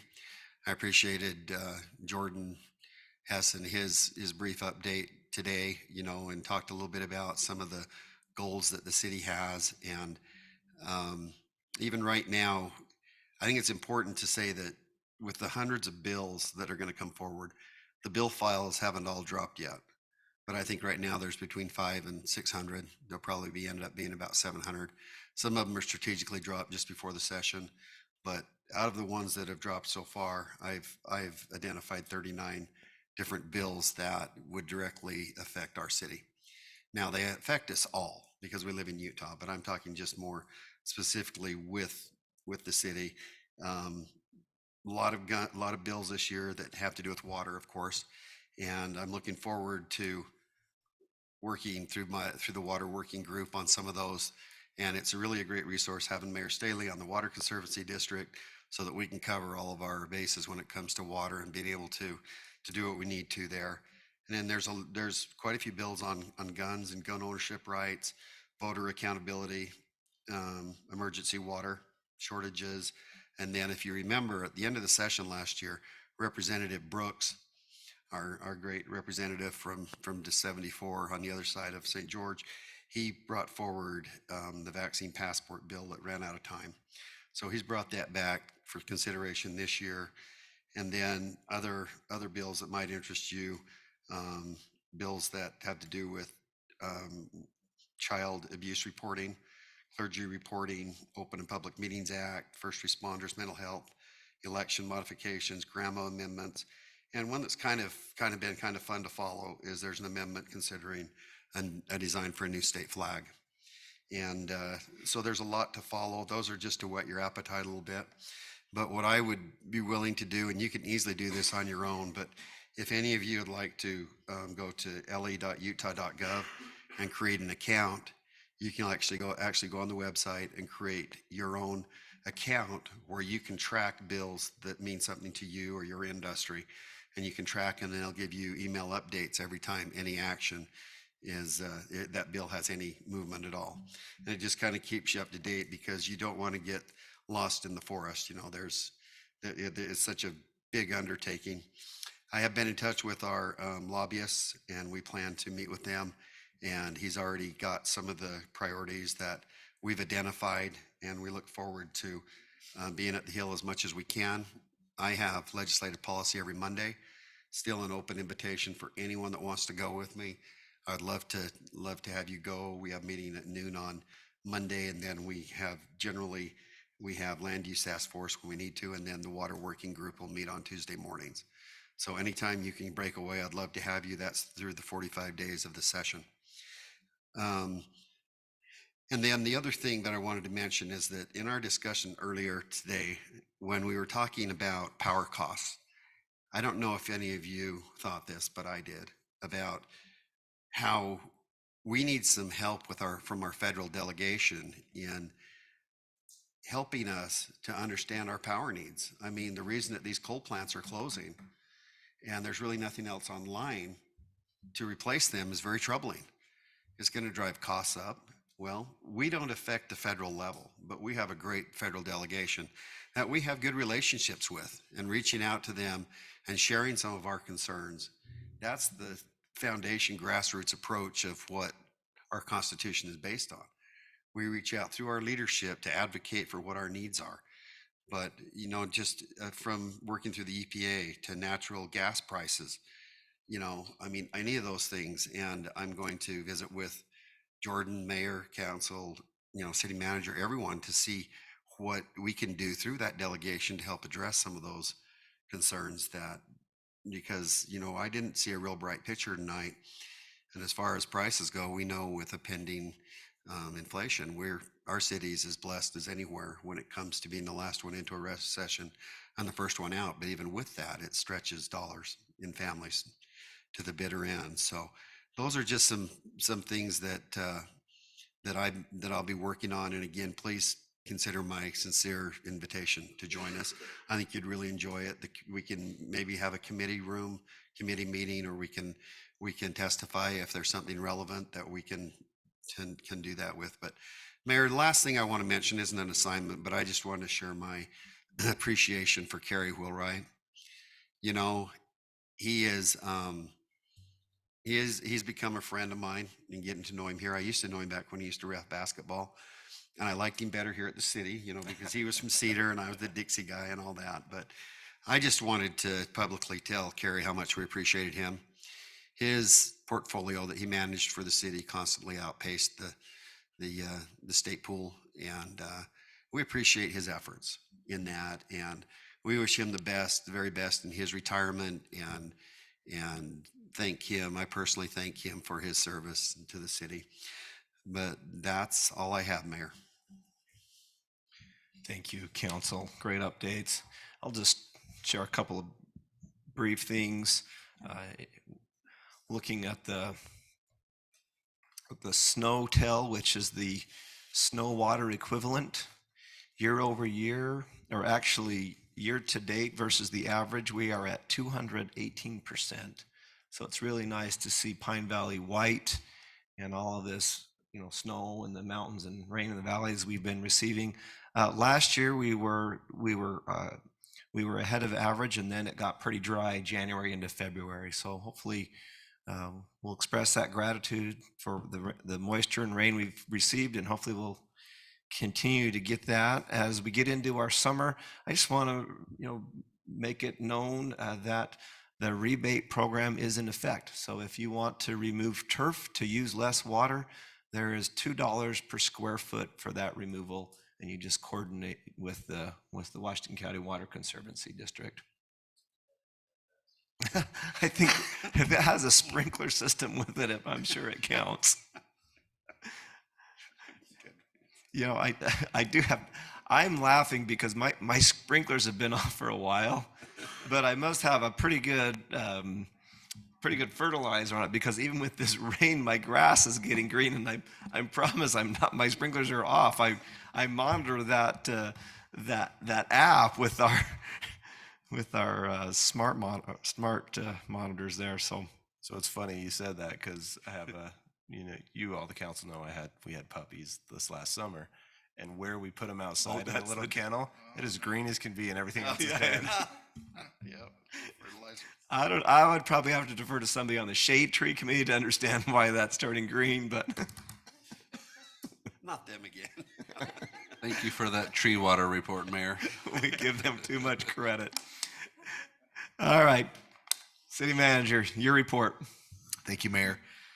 Earlier in the work session, we had excellent reports from all the departments, so I think they've got me covered in most things. I'd add my same comments that others have added, and thanking Kerry Wheelwright for his service.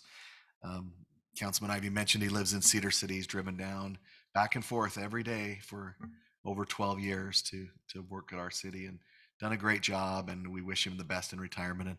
And I'm also excited to start working with Brittany, and she's been fantastic, and we're excited to have her. So I think, remember the party tomorrow, his lunch, 11:30, and anyone who'd like to come is welcome to do that if you've worked with Kerry, and come by and say goodbye. I'm excited to meet his family that I haven't met before, so it'll be a good time. But that's all I have, Mayor. Mayor, can I just talk on Kerry? I just take a little license. I was on council when he was hired, and the city finances were in tumult, and I think it just speaks to the way he performed his job that it is passing to the successor in very good condition. He performed the role well, and has become a friend of mine as a colleague as well. Well said. Great comments. It's a position that requires unquestionable ethics and trustworthiness, and we appreciate the work that's been done and the work that will be done. Council, we are about 8:30 straight on. I'll call for a motion to adjourn this meeting. So moved. Motion by Casperson. Second. Second by Martinson. All in favor? Aye. We stand adjourned.